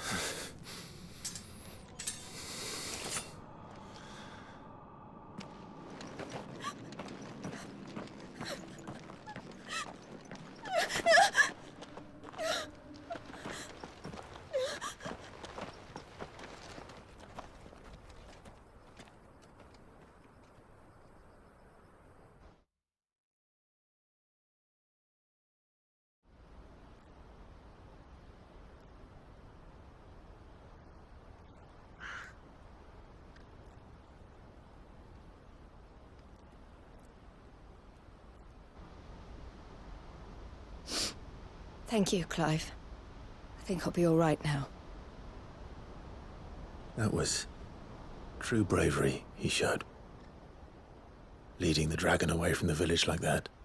His first instinct was always to protect people. To put others' well-being before his own. And now he's gone. Because I sent him to that place, against his will. It wasn't against his will. He was ready to do whatever it took to show you he could stand on his own. So that you would finally be free to live your own life. To live my own life? He never could come to terms with the choice I made. What exactly happened? You once told me Theo was the first bearer you ever helped.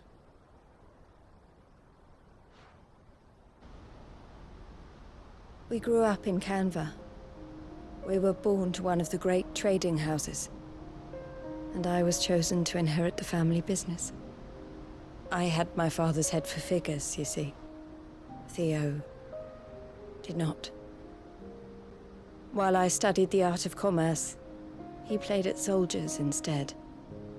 A late bloomer, in more ways than one.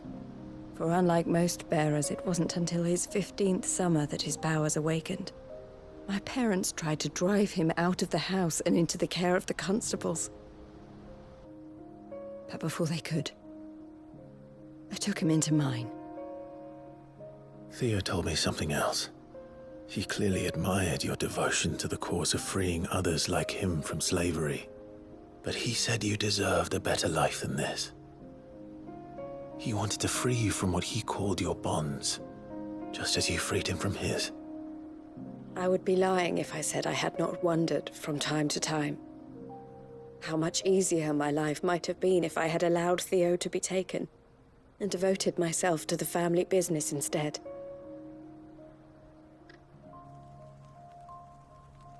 But I have never regretted the decision I made.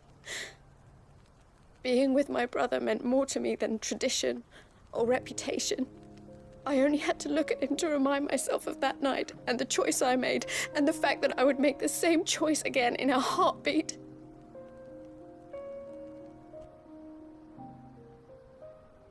He was never a burden. How could he even think that? If anything, I was the one who weighed him down. You weren't, Eloise. He said it himself, that he had always been grateful to you for saving him, and that he wanted to repay you by letting you live the life you were denied. Neither you nor Theo weighed each other down. You loved one another. You did whatever was necessary to continue living your lives together, and you always would have. You're right. All I ever wanted, all I ever did, it was so we could be together. Oh, Theo, why did you have to...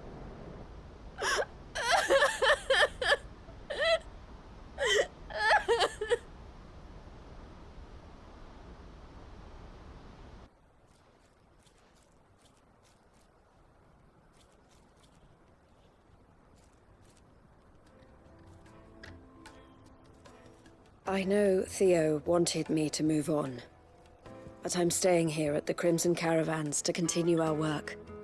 We can make a difference here. We can help people, save them. I need nothing more from life than that. So I'll carry on doing what we do, ensuring that goods, people, bearers get where they need to be, bringing smiles to people's faces just like we always have, and to Theo's, wherever he is. This is the life I have chosen. The life I will always choose.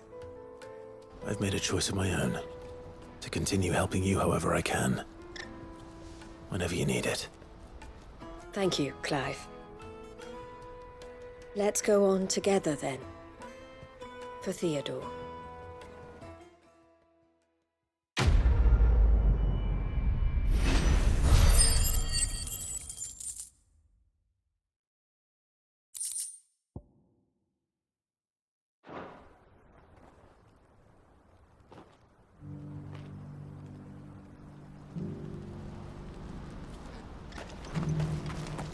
Eloise isn't the type to give up.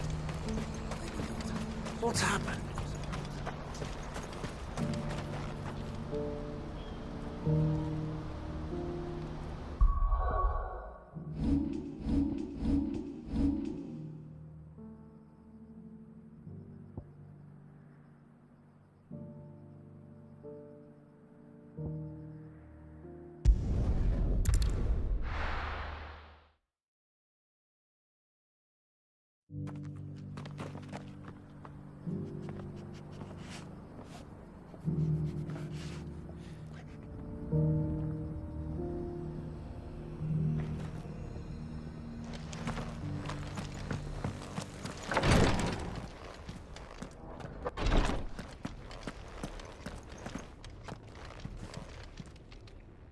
Lord Rosfield, is there aught the Undying might assist you with this day?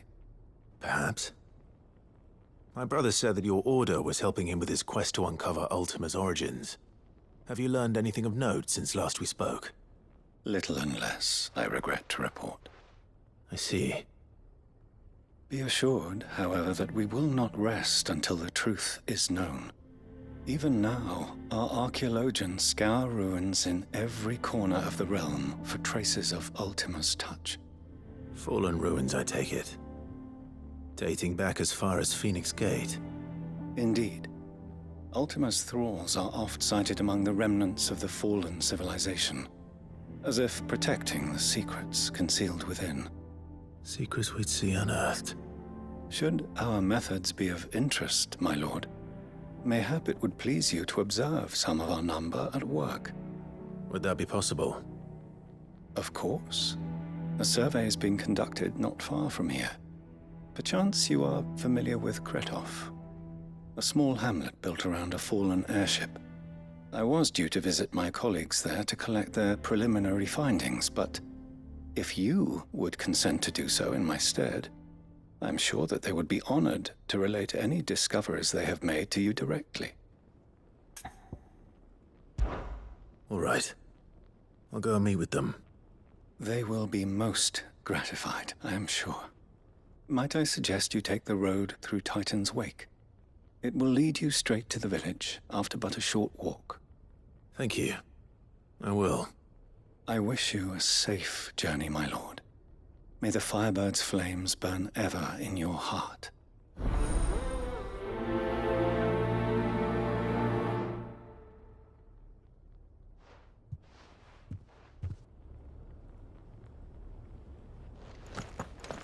A village built around an airship.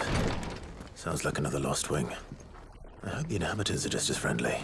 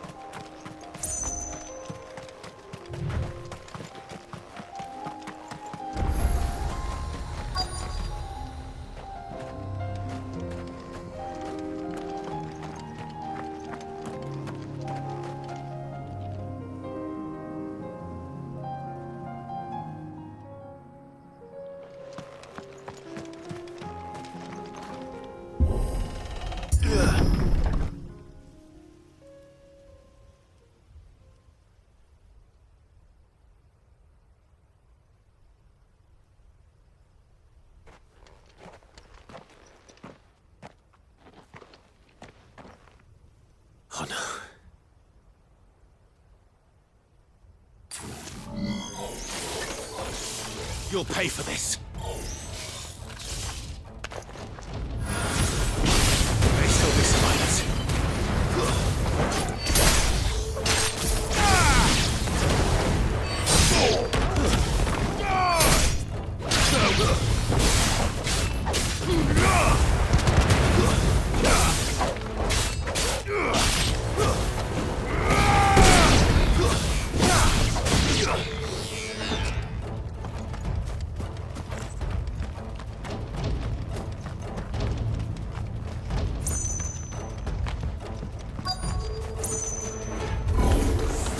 Whatever that thing is, say it's their leader.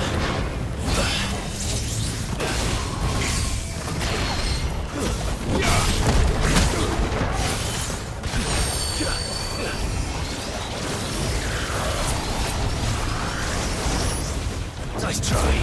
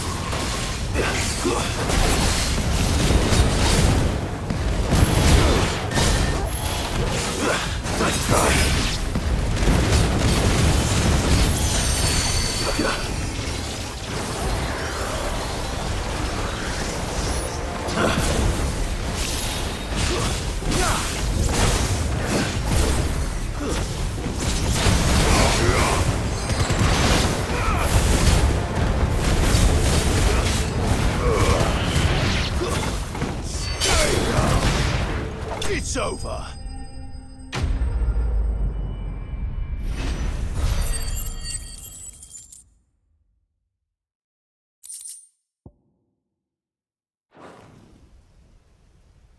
Should have stayed in the past. These must be Cyril's colleagues. You have our thanks, stranger. Who are you? Ah, forgive me, my lord. I did not recognize you. You are Lord Rosfield, are you not? We are archaeologians tasked with surveying this site. When the echoes appeared, our brothers here occupied their attentions. Thanks to them, and to you, we were, for a mercy, able to see our duty to its conclusion. You call that a mercy? Your brothers might still be alive if you put their safety before your duty. Surely this survey wasn't worth dying for. We are charged with uncovering Ultima's origins, a duty of the highest import, as I'm sure you will agree. And you think your dead brothers would agree with you too? I know they would. They gave their lives for the cause, an honor to which all undying aspire. Now, to what do we owe the honor of your presence, Lord Marquis? Cyril told me of your work here, and I agreed to collect your findings in his stead. I see. That is most kind. Pray, take them then, with our humble thanks. May the Firebird's flame burn ever in your heart, as it does in ours.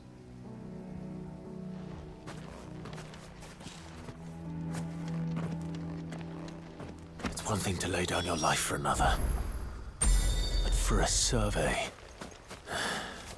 I suppose I'd better get this back to Cyril.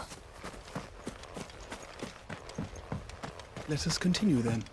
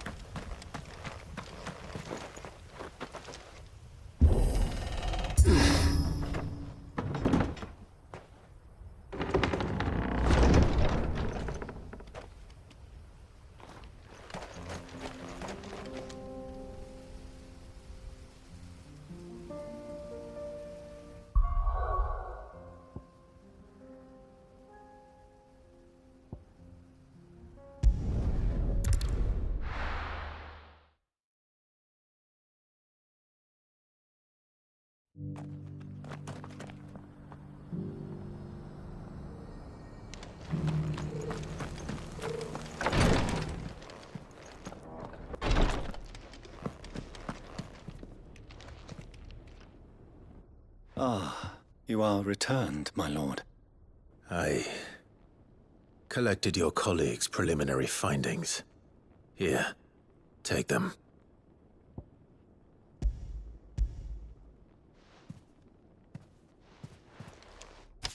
My thanks. I shall study them and inform you forthwith if I discover aught that might aid you in your fight against Ultima. Cyril, your survey party suffered several losses in Kretov. Losses which could have been avoided had the others not chosen to complete their work instead of saving their friends. Were these your orders? No. This was their choice. Every Undying devotes his life to the service of the Phoenix. It is our sole duty, and should we die in discharging it, so be it. Even when death is avoidable. My lord, I fear that this is not a point over which it would be fruitful to argue. The Undying have served the Phoenix for countless generations, and your opinion of our methods, however earnest, is not like to change them. We live to serve the Phoenix. Our very order exists for that purpose, and that purpose alone. Cyril, I know that you and your brethren answer only to Joshua, but allow me to offer you a word of advice. It does not further the cause of the Phoenix to have his loyal followers surrender their lives without good reason. Provide your survey parties with an escort, that they might live to do their duty for years to come.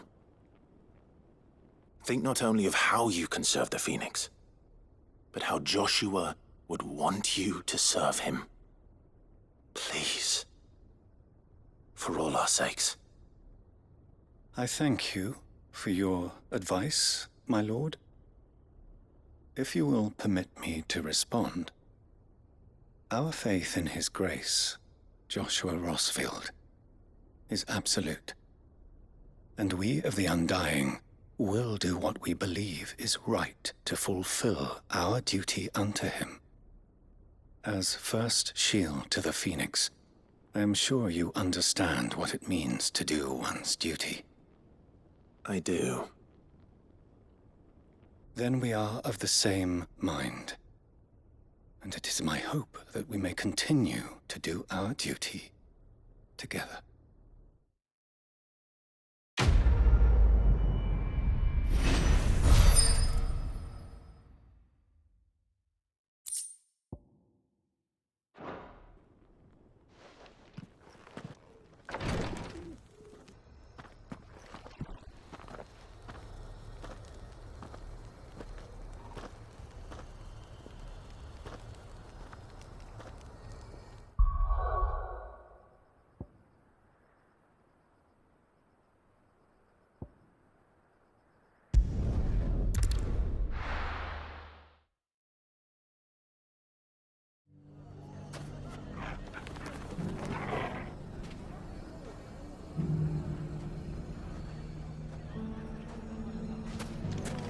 Everything's back the way it was.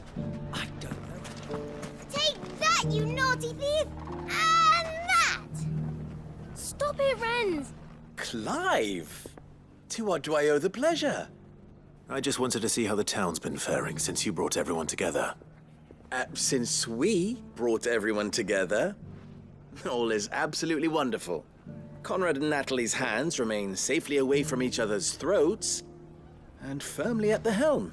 Our stores are full, and the bandits still too disorganized to raid them. Just as the good Lady Jane and Lord Underhill intended. Are you a lord? Lubor's going to be one too. They're going to make him the Lord of Dalimil, because of how he stopped all the grown-ups from fighting. It's the mayor of Dalimil, dear child, and the vote hasn't taken place just yet. But if the people wish me to lead them, I shall. And my first act will be to build a school so that menaces like you two learn not to interrupt your elders. Speaking of menaces, there may be a rather worrying one just over the horizon. May there indeed. I'm afraid the example Conrad and Natalie set in putting aside their differences and presenting a united front might have caught the bandits' attention. And they might have elected to take a similar approach. They have formed what one could call a League of Outlaws, and they grow more organized by the day. We'll fight them all off just like last time, no matter how many of them there are. Won't we, Lubor? Of course we will. If we continue to work together, we can overcome any challenge we choose to face. The longer we avoid facing this one, the more difficult it will be, until the only way to overcome it might be to run for the hills. Our best hope is to nip these efforts at organization in the bud, by finding those ne'er-do-wells who have yet to join the cause, and ensuring that they never do. Perhaps a certain Lord Underhill might be willing to lend us his aid once more? How could I refuse? Thank you, my lord. Victor will fill you in on the particulars. I have him stationed by the desert gate, receiving and collating reports from my scouts. Such an amenable soul. He reminds me of you. I'll go and speak with him.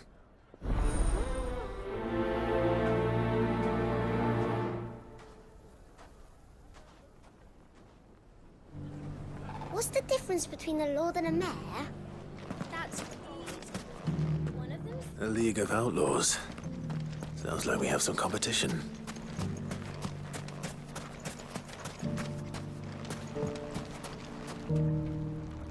Still in Dalimil, Victor? Ah, Sid. I thought you'd have returned to Cosnes by now. I did. Then I came back. I've developed something of a fondness for the place. And having worked so hard to see it saved from one fate, it would seem remiss to abandon it to another. A sentiment Master Lubor certainly isn't shy about exploiting. Hence my doing his bidding yet again. You're not the only one. What does he want you to do? He asked for my aid in putting down the bandits. And he said that you might be able to help me find them. Then you've come at just the right time. I was on my way to speak with Conrad about how to organize our forces. There are more camps in the vicinity than we can safely strike at once. But we must strike together, and we must strike soon at as many camps as we can. We can't give this league of theirs time to rally its forces. All right. Which camp shall I take? There's one upriver. Just out there, across the dunes. Leave it with me.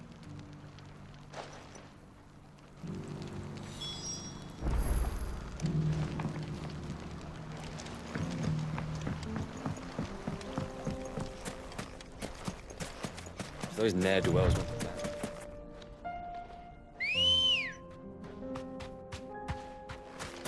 Let's go. Faster!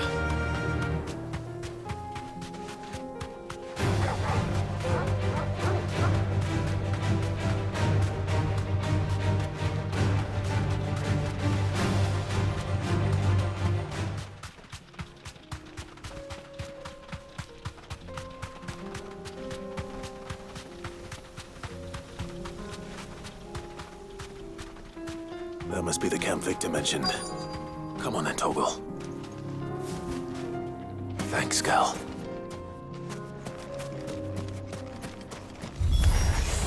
That's him! The one who killed Locke and the Fingers! Take his head off!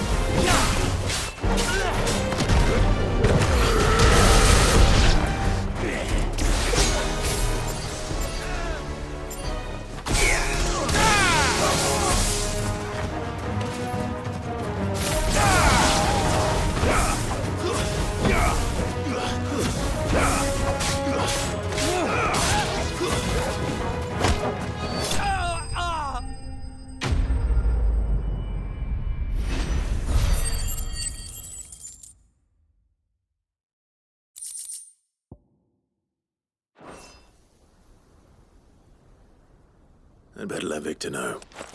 Sid, where are you? Ah, I see the bandits didn't pose you any trouble. No, but that's not why you're here, is it? No. Something's happened. We need you back in Dalimil. What is it? The whole town's in uproar. They're saying that Lubor is a bearer. What? Seems that one of our parties wasn't as thorough as they should have been. They let one of the bandits escape, and his escape route took him right through Dalimil. Some of the children spotted him, and he was about to silence them. And when Lubor felled him with a bolt of magic, and without a crystal. But that's not possible. It is, if he's a bearer and has been hiding it all these years, which is what people are saying. If he has, well, I wouldn't blame him. No man is branded by choice. Still, all those people see is a man who's lied to them all his life. One who was made a leader of himself when the world believed he should have been a slave. Fuck. I don't know where we go from here, but I know one thing. Lubor needs all the friends he can get right now. You're right.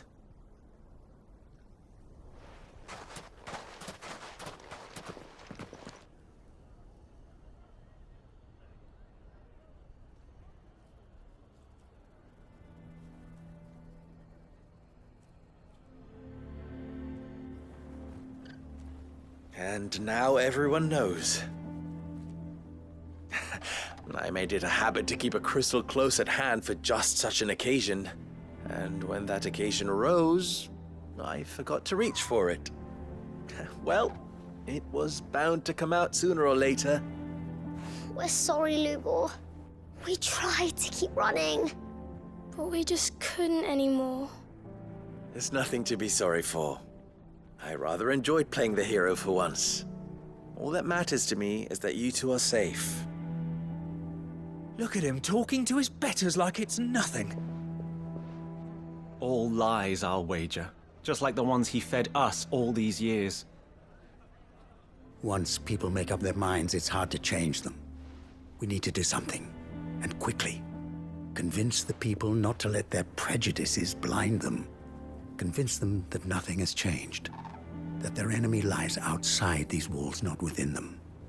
You're right. We should speak to everyone. I'm glad you agree. I'll handle the townsfolk. I'm a Dalmek born and bred. They listen to me. You head to the tavern. Make Conrad and Natalie remember who Lubor really is. They know that Lubor and I are friends. I might not make for the most impartial of interlocutors. Lord Underhill of Randalar's League of Merchants, however, is a trusted and impartial mediator of note. I'll do what I can.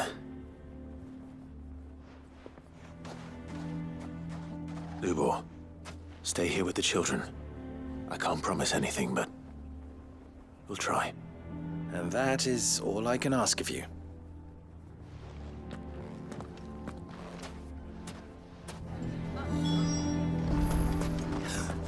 Why are you taking the bet? Why do they always have to make such a fuss? He knew all along that he was playing us for fools. And we fell for it. We followed him. A bearer.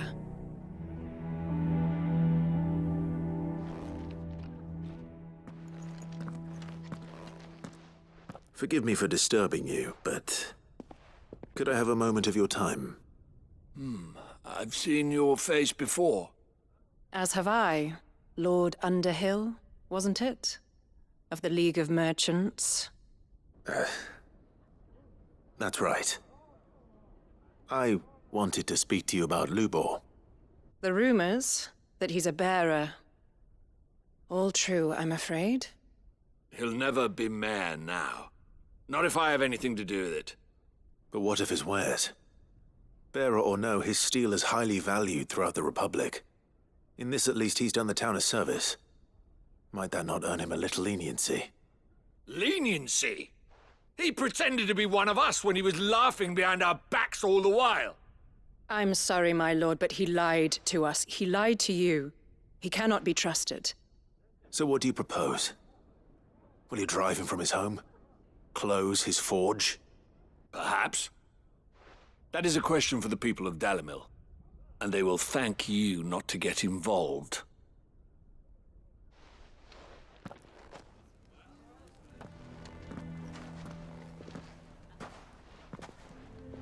The townsfolk have made their minds up. There was nothing I could do. Nor I. Conrad and Natalie refused to consider anything but their own wounded pride. You never know. Once their anger is cooled, they might see things differently. For now, we should report back to Lubor. All right.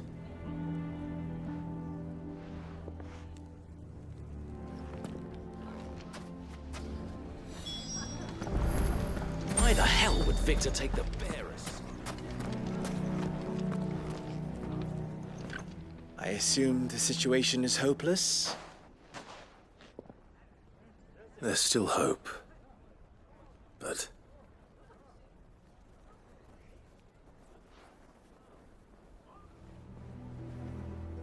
But perhaps not in this lifetime, I think it's fair to say. You mustn't think like that, Lubor. Give them time. They'll come around. We'll talk some sense into them in the end, you'll see. No, you won't. And your efforts would be better spent elsewhere. But Lubor... Rosina would often tell me that steel does not lie, that a blade is a reflection of the smith who forged it. To yourself be true, that was her point.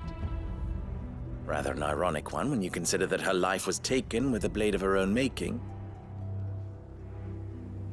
But I do not doubt that she was always true to herself and what she believed in, right to the end. And so must I be. I must do what I know to be right, no matter what others might think of me. And now, I know what that is. I must embrace my new role of villain so that the people of Dalimil have something to unite against. For only united can they hope to stand against the threat that awaits them. I'll need to make a suitably dramatic exit, of course. Don't go, Lubor. You're the only one who was ever kind to us. We'll be all alone. Again. Trust me, little ones. It is for the best that I go. Not only for the town, but for you, too. How could it possibly be for the best? These children need you. The least you can do is give the townspeople a chance to change their minds. They would not take it, Victor. It's over. Over, you say? And so just like that, you're going to throw this town and these children to the wolves? I thought you were better than this. But it seems you had me fooled as well. Victor. Forget it. Do what you will. You sure you're making the right choice, Lubor? Of those available to me, I believe it's the best one. Yes. Ah, but where are my manners? Here. Your reward for clearing out that bandit camp. Right then. I have packing to do. If there's anything I can do. Anything. I'll bear it in mind. Thank you.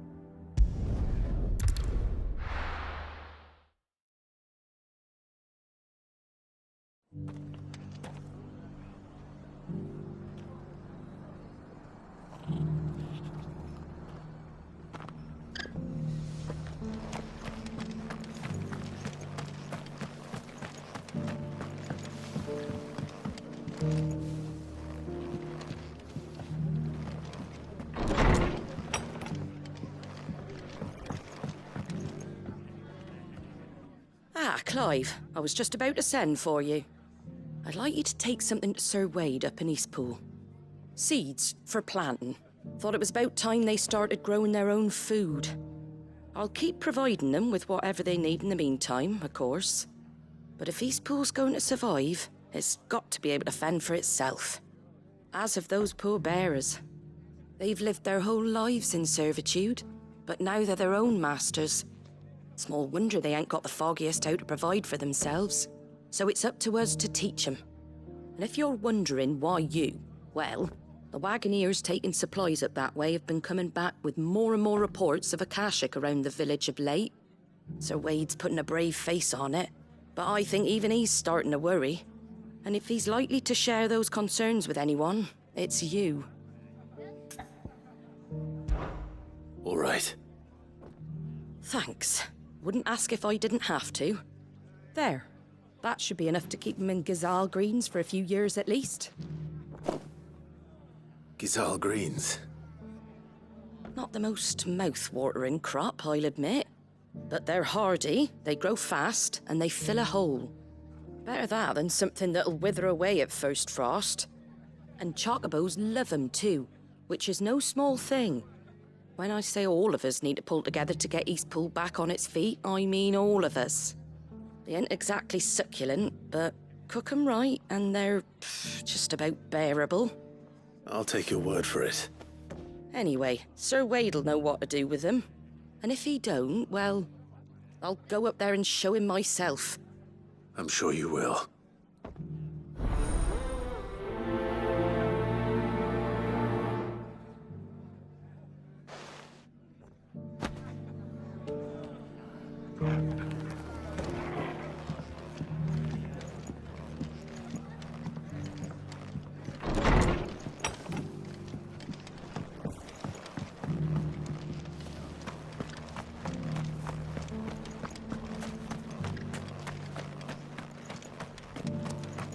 I'll build a barricade so sturdy.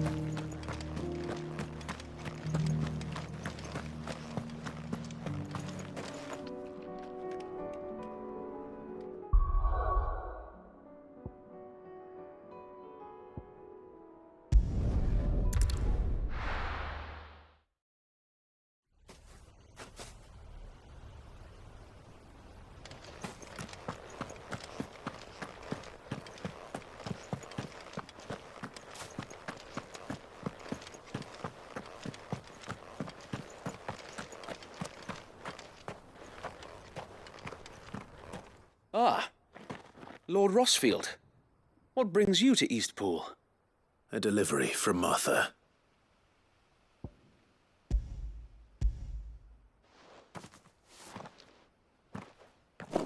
These are Gazal green seeds. Martha's keen to cut the apron strings then, is she? I jest, of course.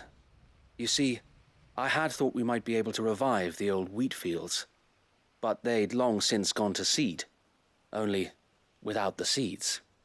Martha was hoping he might be able to show the bearers how to plant and tend these, so that they'll be able to fend for themselves. That's not a bad idea. These bearers had only recently escaped their bonds before we brought them here. They know little of freedom, of providing for themselves and their loved ones. Unless we teach them how to live like free men, I fear that all we have achieved in bringing them here is to exchange one master for another. Not that myself and the Guardians have been the best example to them so far, subsisting almost entirely on Martha's charity as we do. It's about time we all started to provide for ourselves, bearers and Guardians alike. Unfortunately, we've been a little too busy of late to focus on much besides bolstering our defenses. There have been alarming reports of... The Horde is closing in. They're coming, Sir Wade, all of them. Damn it all, I thought we'd have more time. Gather the men in the square. Send to the rest for reinforcements. Yes, Sir Wade. The Horde. Akashic, a veritable legion of them. They've been seen prowling around the northern reaches for a while now. We don't have the numbers to hold back a swarm that size. I had hoped to build a perimeter wall so that myself and the Guardians might be able to defend the village, but Now you're out of time. Precisely. If reinforcements from the rest arrive before they do, we may just scrape through, but I fear that's rather an enormous if. What if you could call on reinforcements from Eastpool? You mean the bearers? We brought them here so they might live, not die, fighting for their lives. So wait. You said you lacked men to defend the village. Are the bearers not men? Do they not wish to see Eastpool saved? Though they may not be trained soldiers like your guardians. What help they are able to offer could still prove the difference between victory and defeat. You're right, my lord. I will appeal to them.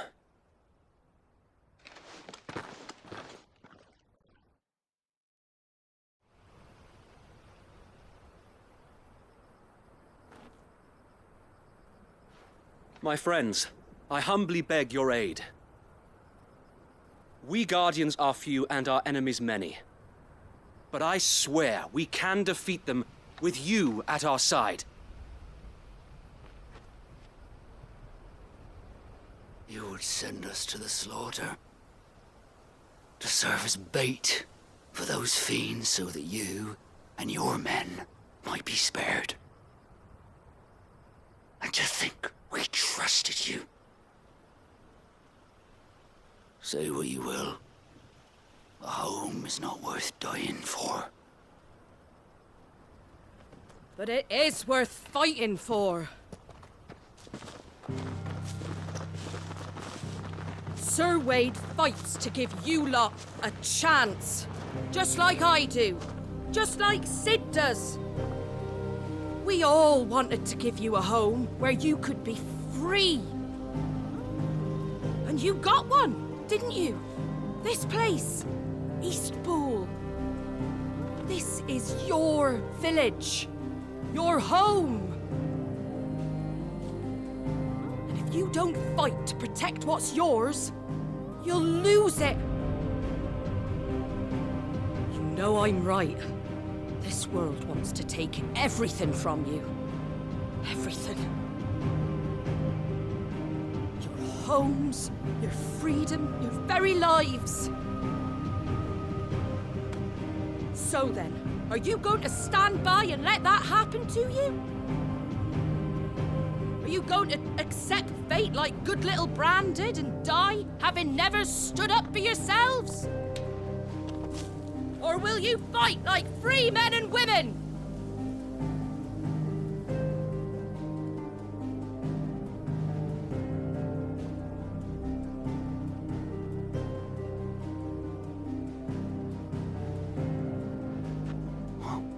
What are you doing? All right.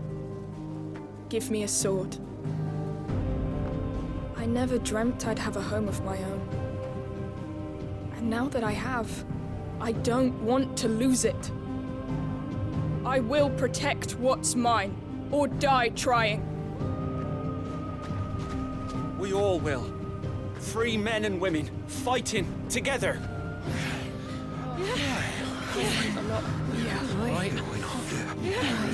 For Eastpool! For Eastpool! Let's go.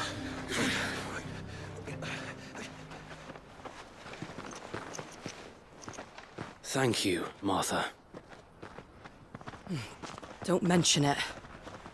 Just promise me one thing. That you'll show them how freeborn fight. Gladly.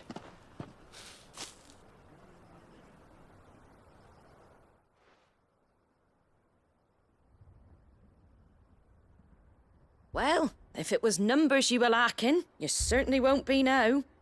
Thanks to you. Me? Oh, I just love the sound of my own voice. Lord Rossfield, my lady, we're ready. So what's the plan of action? We'll divide our forces into several small detachments, each made up of guardians, bearers, and guards from the rest. These will position themselves at strategic points around the village. Upon engaging with the Akashic, each detachment will keep the creatures occupied as best they can, steadily retreating all the while. You're going to lure them into the village? I am. We will have neither the time nor the resources to treat the wounded, so injuries must be avoided at all costs. Instead, we will focus purely on defense at first. By coordinating our withdrawal through the use of messengers drawn from among the bearers, we will aim to have the swarm converge at a point of our choosing.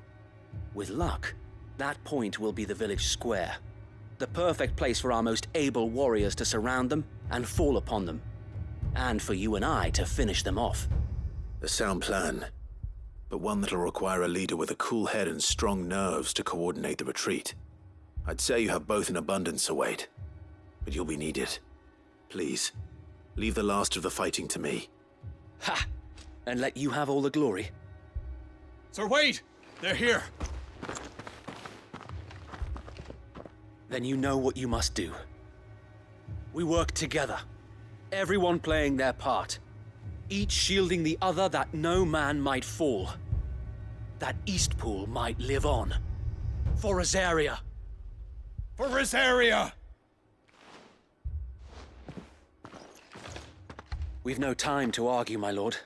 I'll do as you ask. And I will do as you ask. Suppose we'd better do our bit too then, eh? Right you are, Martha.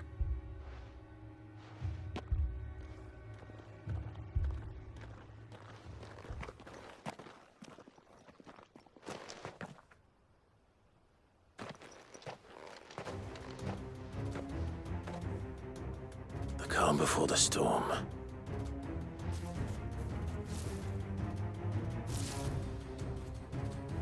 And here it comes. I will not let this village fall.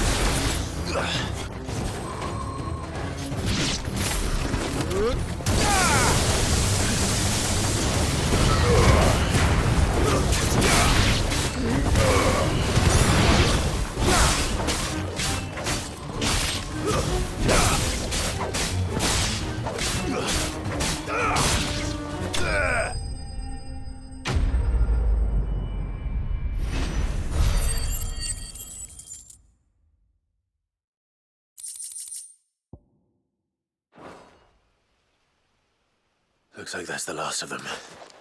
Lord Rossfield! Change of plan! What is it? Owl from the rest. An Akashic curl's been sighted on Rhiannon's ride and is headed in their direction. Well, the better half of her guard is here. So Wade, how many Akashic remain in Eastpool? Hard to say. My men are still facing some resistance, but I think the worst is behind us. I could order a detachment or two to fall back and... No. Let them finish the job. You stay here too, Sir Wade. Your men need you. I'll go after the curl. Join me only when Eastpool is won. If you're sure, my lord. May the Founder protect you.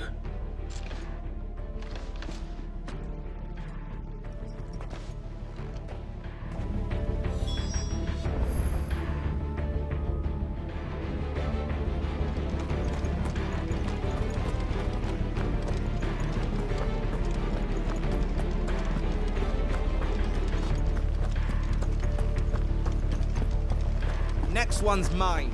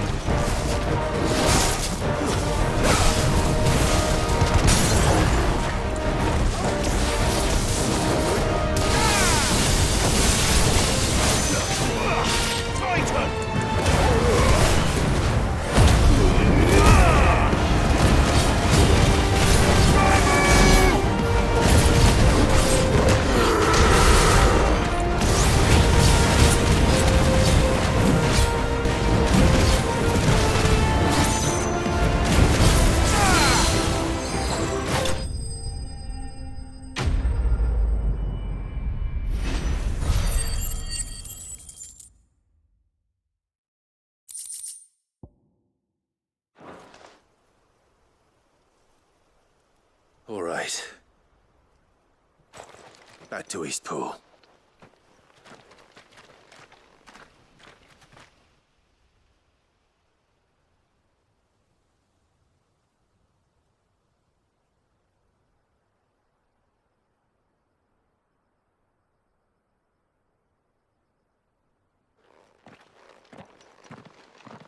Lord Rossfield, the Curl, is it?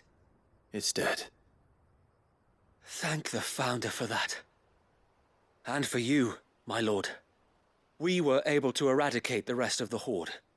I have guardians posted around the village to keep watch for further attacks, but all seems quiet for now. I hesitate to say it, but I think it might be over. I think it might.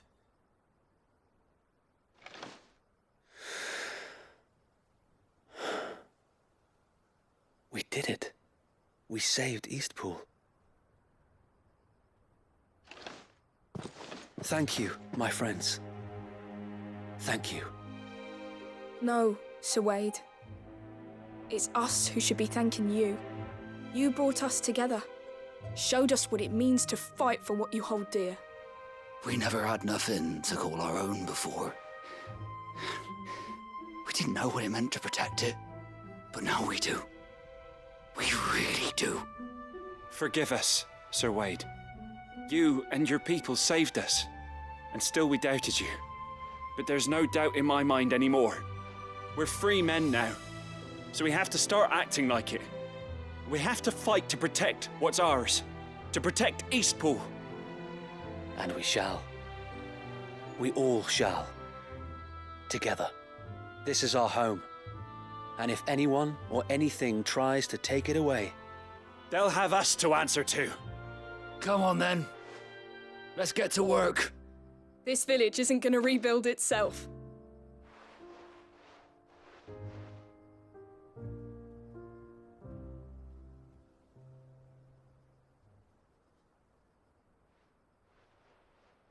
They're not slaves anymore. No. They're Rosarians. Your father took pity on the bearer's plight, and I believe if he were still with us today, this is what he would have wanted. I believe you might be right. I shall remain here, my lord, and do what I can to help rebuild the village. After all, this is my home now too, and I could hardly call myself an Eastpoolian if I didn't pull my weight. I think you'll find it's Eastpudlian, Sir Wade. But you should be proud all the same. I'll have to pull my weight too. Can't have the rest getting outclassed. Speaking of which, I ought to be getting back. Can we continue to count on your support, Martha? Of course, and I'd be counting on yours too. Us Rosarians have got to stick together, haven't we? Indeed we have. And Clive, come by the Golden Stables when you get the chance. I ain't paid you for delivering them seeds yet. All right. I will.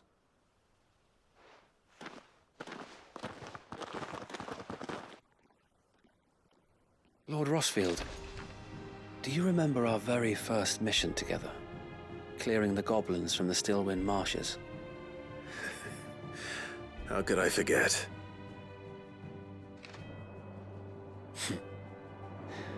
There's one sight that I shall never forget. You, facing off against that giant Morble. Not a trace of fear on your face. Since that day, there have been more than a few times when I felt like giving up. When the odds seemed so stacked in the enemy's favor, I thought I may as well just lay down my sword and surrender. But every time, I would think back to the look in your eyes that day and remember what it means to be a shield. Know that whatever trials Eastpool may face, I shall never lose courage. Thanks to you. So Wade, you have always been a true shield. I know that Eastpool, and indeed all of Rosaria, will be safe in your hands. Thank you, my lord. I know the rest of the world will be safe in yours. I'll do my best.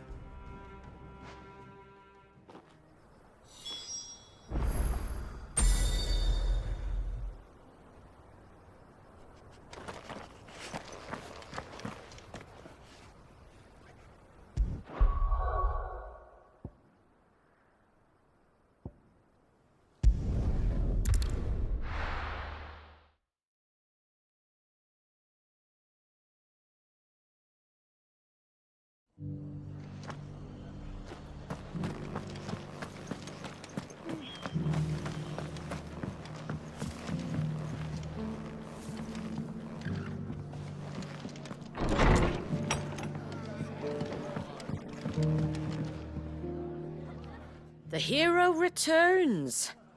It's lucky you came by when you did, eh? Not only did my seeds get delivered, but you went and saved Eastpool and all. I just did what I could. And it's only right that you get rewarded for it. Take it before I change my mind. Thank you, Martha.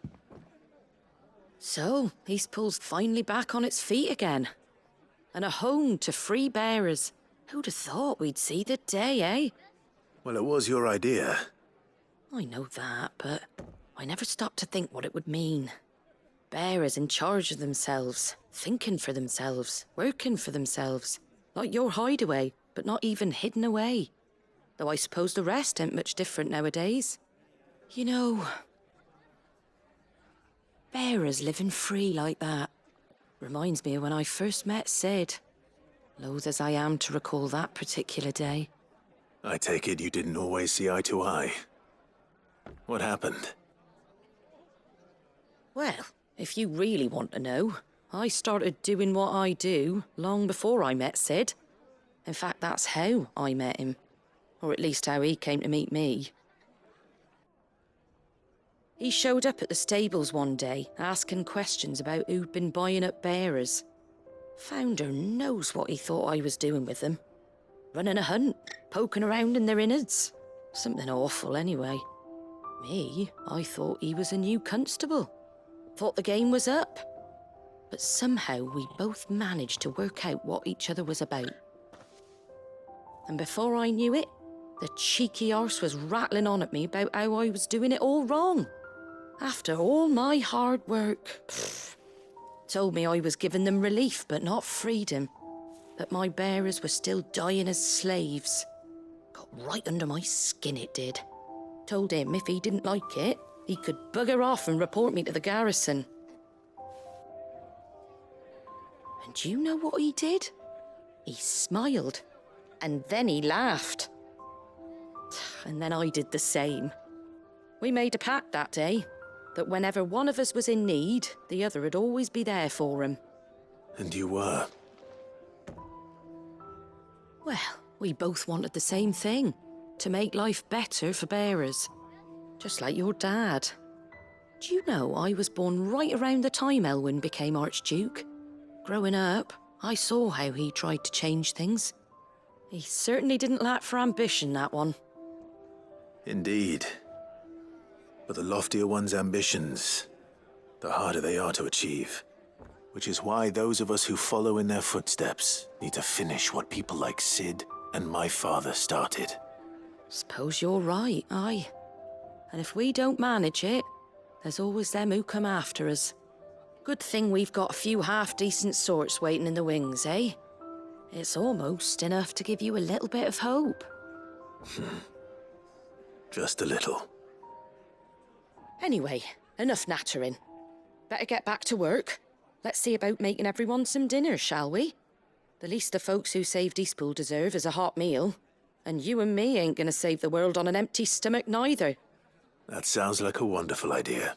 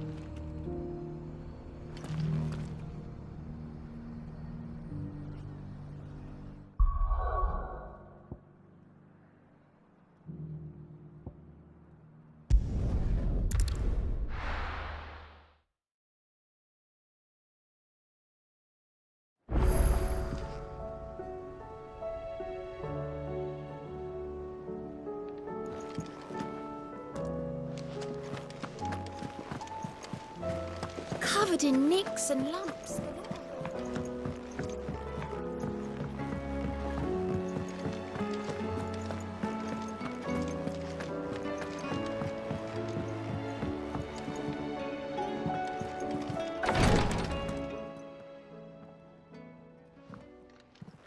How are you feeling, Joshua? Better than I was. But not nearly as well as you should be. Your cuts and burns may have healed, but your body still bears the burden of every spell cast. And what would you have had me do? It was no ordinary foe we faced. It was the Warden of Darkness. Yet still, it was not enough. The king could have ended me at any moment, but instead chose to toy with me like a curl does a mouse. You underestimate yourself. Oh, it was crystal clear. Only one man established his dominance that day, and that man was Barnabas. I'm sorry, brother. That was ill-spoken. It's just, I have never felt so powerless. And when so many are looking to us for strength, perhaps the prince feels the same.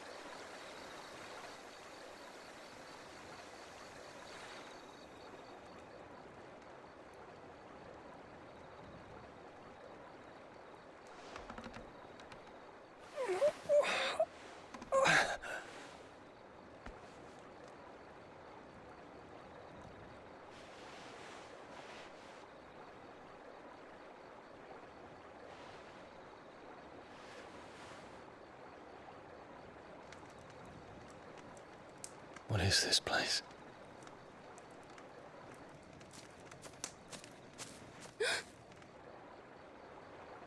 Don't move.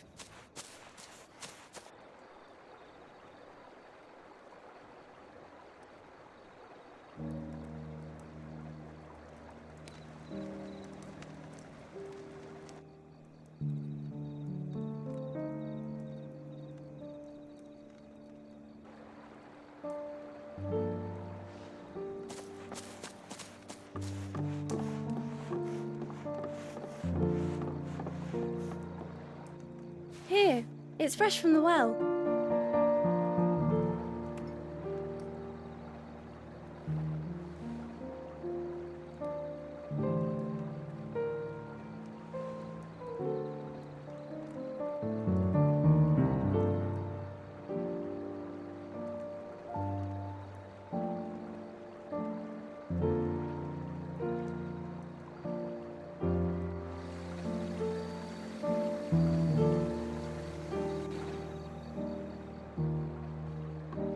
Grandmother told me spirits sometimes get lost, and that the lanterns guide them to their proper place. I set one on the river for her when she passed away.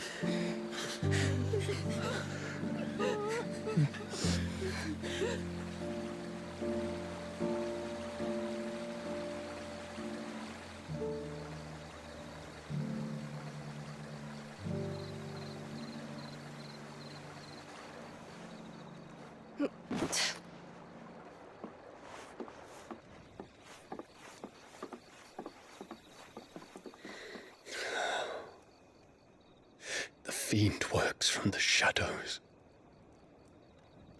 Was it you who guided my hand then, Ultima? No, not you. This is my doing, my fault, my sin to bear. And for it, I must atone. Your hurts are healing nicely. It was my poultices that saw you well. You make them? And sell them, or try to. Earns me enough for bread, most days. Forgive me. I have nothing to I know, but I couldn't just leave you lying there.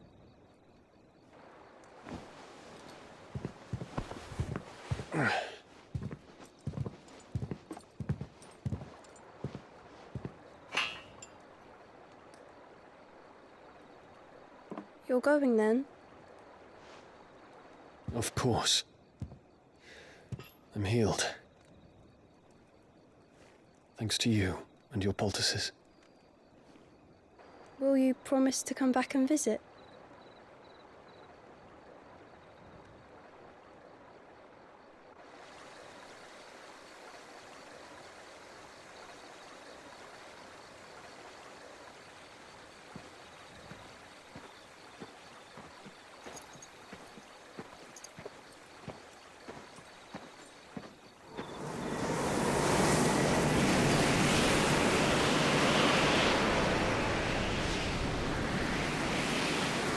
Well, Phoenix, it would seem that I owe you my wings.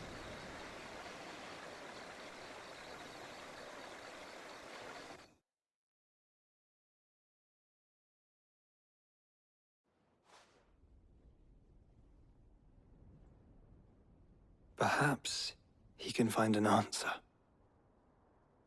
You will be returning to Waloed soon, I gather. I see no reason to wait. Then neither do I. I can think of a few, but I doubt they'll stop you. You will take your medicine. Of course, Lady Daya. Set on leaving already, are you? How long will it take us to get back to Ash? Dunno, about the same amount of time it took us to get here. Maybe less, if your uncle can find someone trustworthy to patch up the Enterprise. All depends on where we're putting into port, mind. Yes. It's not as if we can put ashore wherever we choose. We have to assume that the whole of Ash is hostile, and that we'll be attacked on sight. Then we must find a place they won't think to look. And I have an idea who might know of one. The Professor! I'll go and tell you coming. While you're plotting our course, I'll be in the shelves with your lawsman. I wish to pick his brains about Ultima. Then I'll talk to Karen about supplies for the journey. They may not be easy to come by in Ash.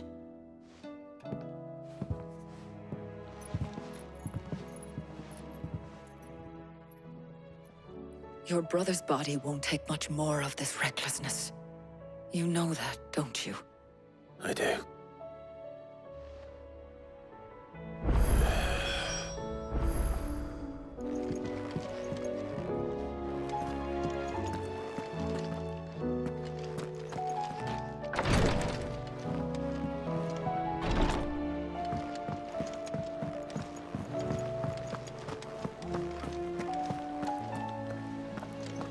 I still say it were a compliment. Say it all you like. It doesn't make it true. Ah, Clive. I was wondering when you'd arrive. Please tell me you've come to take our young prodigy here off my hands. I'm not here for Mid. I need information on Ash. Then why not ask Molly if you can look in one of her ovens? Go on. As soon as the Enterprise is ready, we'll be setting out for Drake's Spine. And we're going to need a safe place to land. Preferably one that won't see my ship blown to shit and splinters. If it were that easy, do you think Waloed would have resisted invasion for so long? Very little is known of Ash, and the information we do have is spotty and outdated. We have the good King Barnabas to thank for that. Waloed's borders have been closed to outsiders since the day he seized the throne. If there is anywhere safe to land, you won't find it on my map. Then tell us what we will find. I'm sure you know better than we do. But no splinters. All right, if it will get you out of my hair. But interrupt me, and it's over. Understood?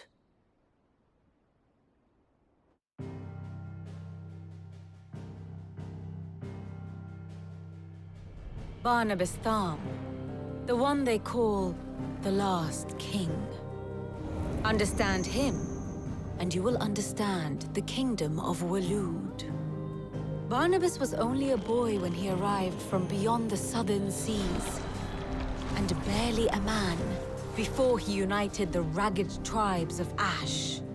And having unleashed them upon the formidable Veldemark, he set his throne upon the ancient kingdom's ruins. The victory sent shockwaves around Valisthea, tales of Odin's might spreading through every court, parlor, and drinking hole in the realm.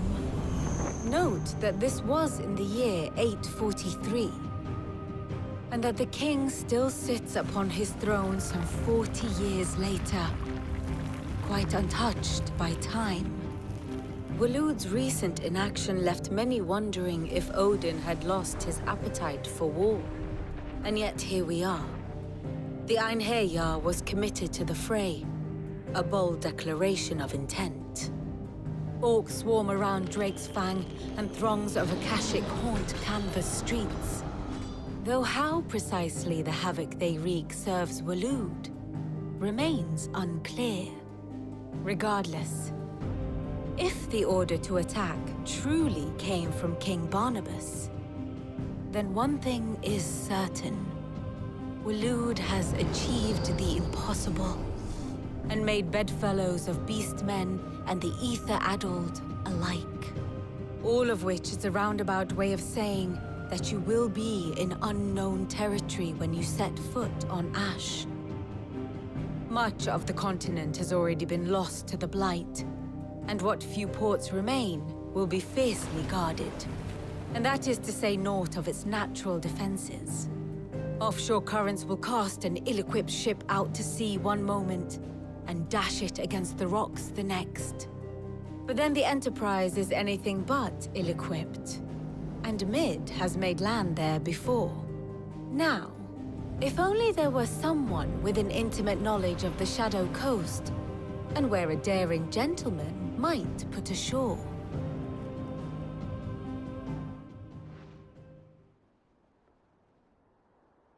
You see, Clive, you had the answer all along. Do you think you can get us back to that beach, Mid? Picked you up from it, didn't I? Not that it were easy. The currents were a right bastard. But then, if it wasn't hard, it wouldn't be worth doing, would it? Well said. Thank you, Lady Vivian. If a few morsels of common knowledge and a sprinkling of tavern talk are worthy of your thanks, I wonder what genuine intelligence might earn me. Probably more visits. Mid, I need everyone in the ale hall now. I'll fetch Joshua from the shelves. Aye, aye, Captain.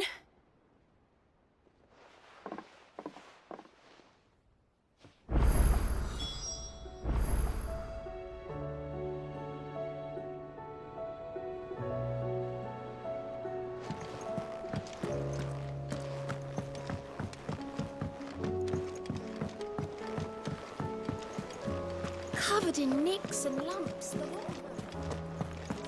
You can still walk.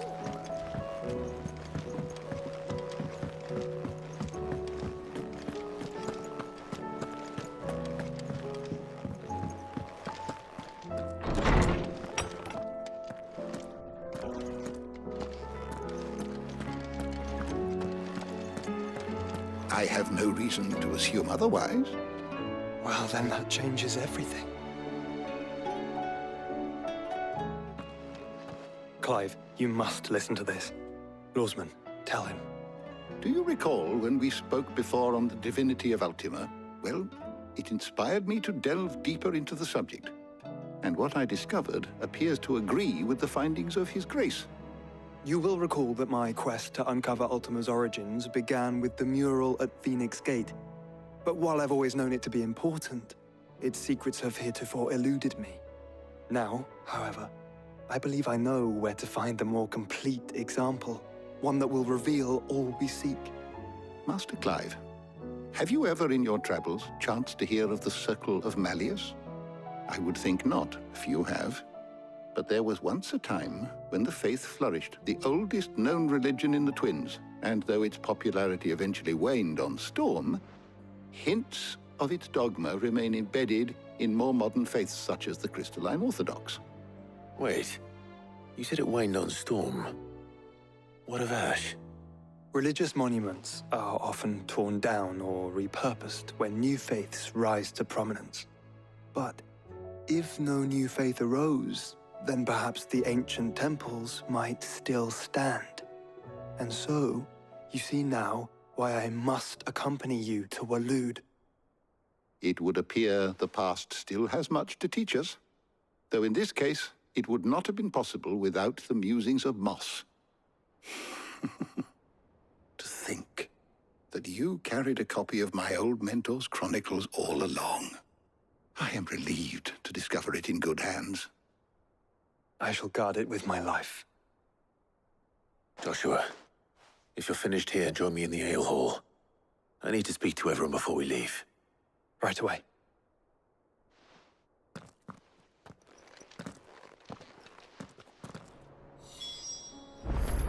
Mid said I could ride the Enterprise next.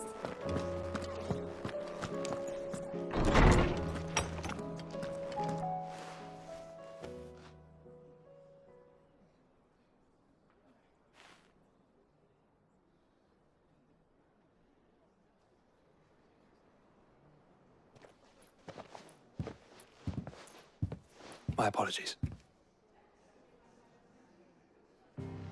By now you've all heard where we're going and why. So I won't bother you with the boring details, only the important ones. If we attempt to approach Stone here by sea, there's a good chance we'll be sighted and fall prey to the capital's artillery. So instead, we'll disembark on the southwest coast and make for Drake's Spine on foot. I say we, but it's highly likely the entirety of Ash is under the rule of Ultima. A large party would only attract unwanted attention, as well as slow our march and require supplies which may be difficult to obtain. Only Joshua and I will be going.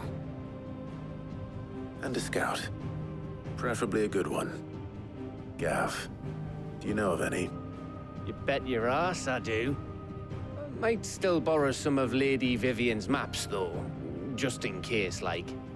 Once you've dropped us off at the Shadow Coast, you need to retreat into neutral waters, fly merchant colors, and stay inconspicuous.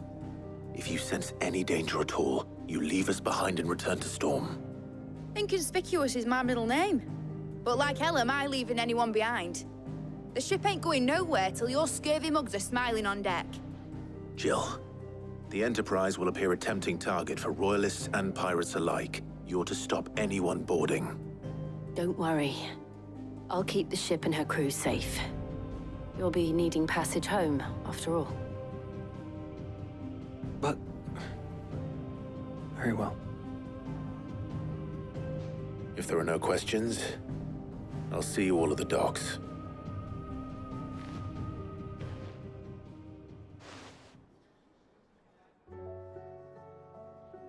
Let me know when you're leaving. I want a word before you go. Of course.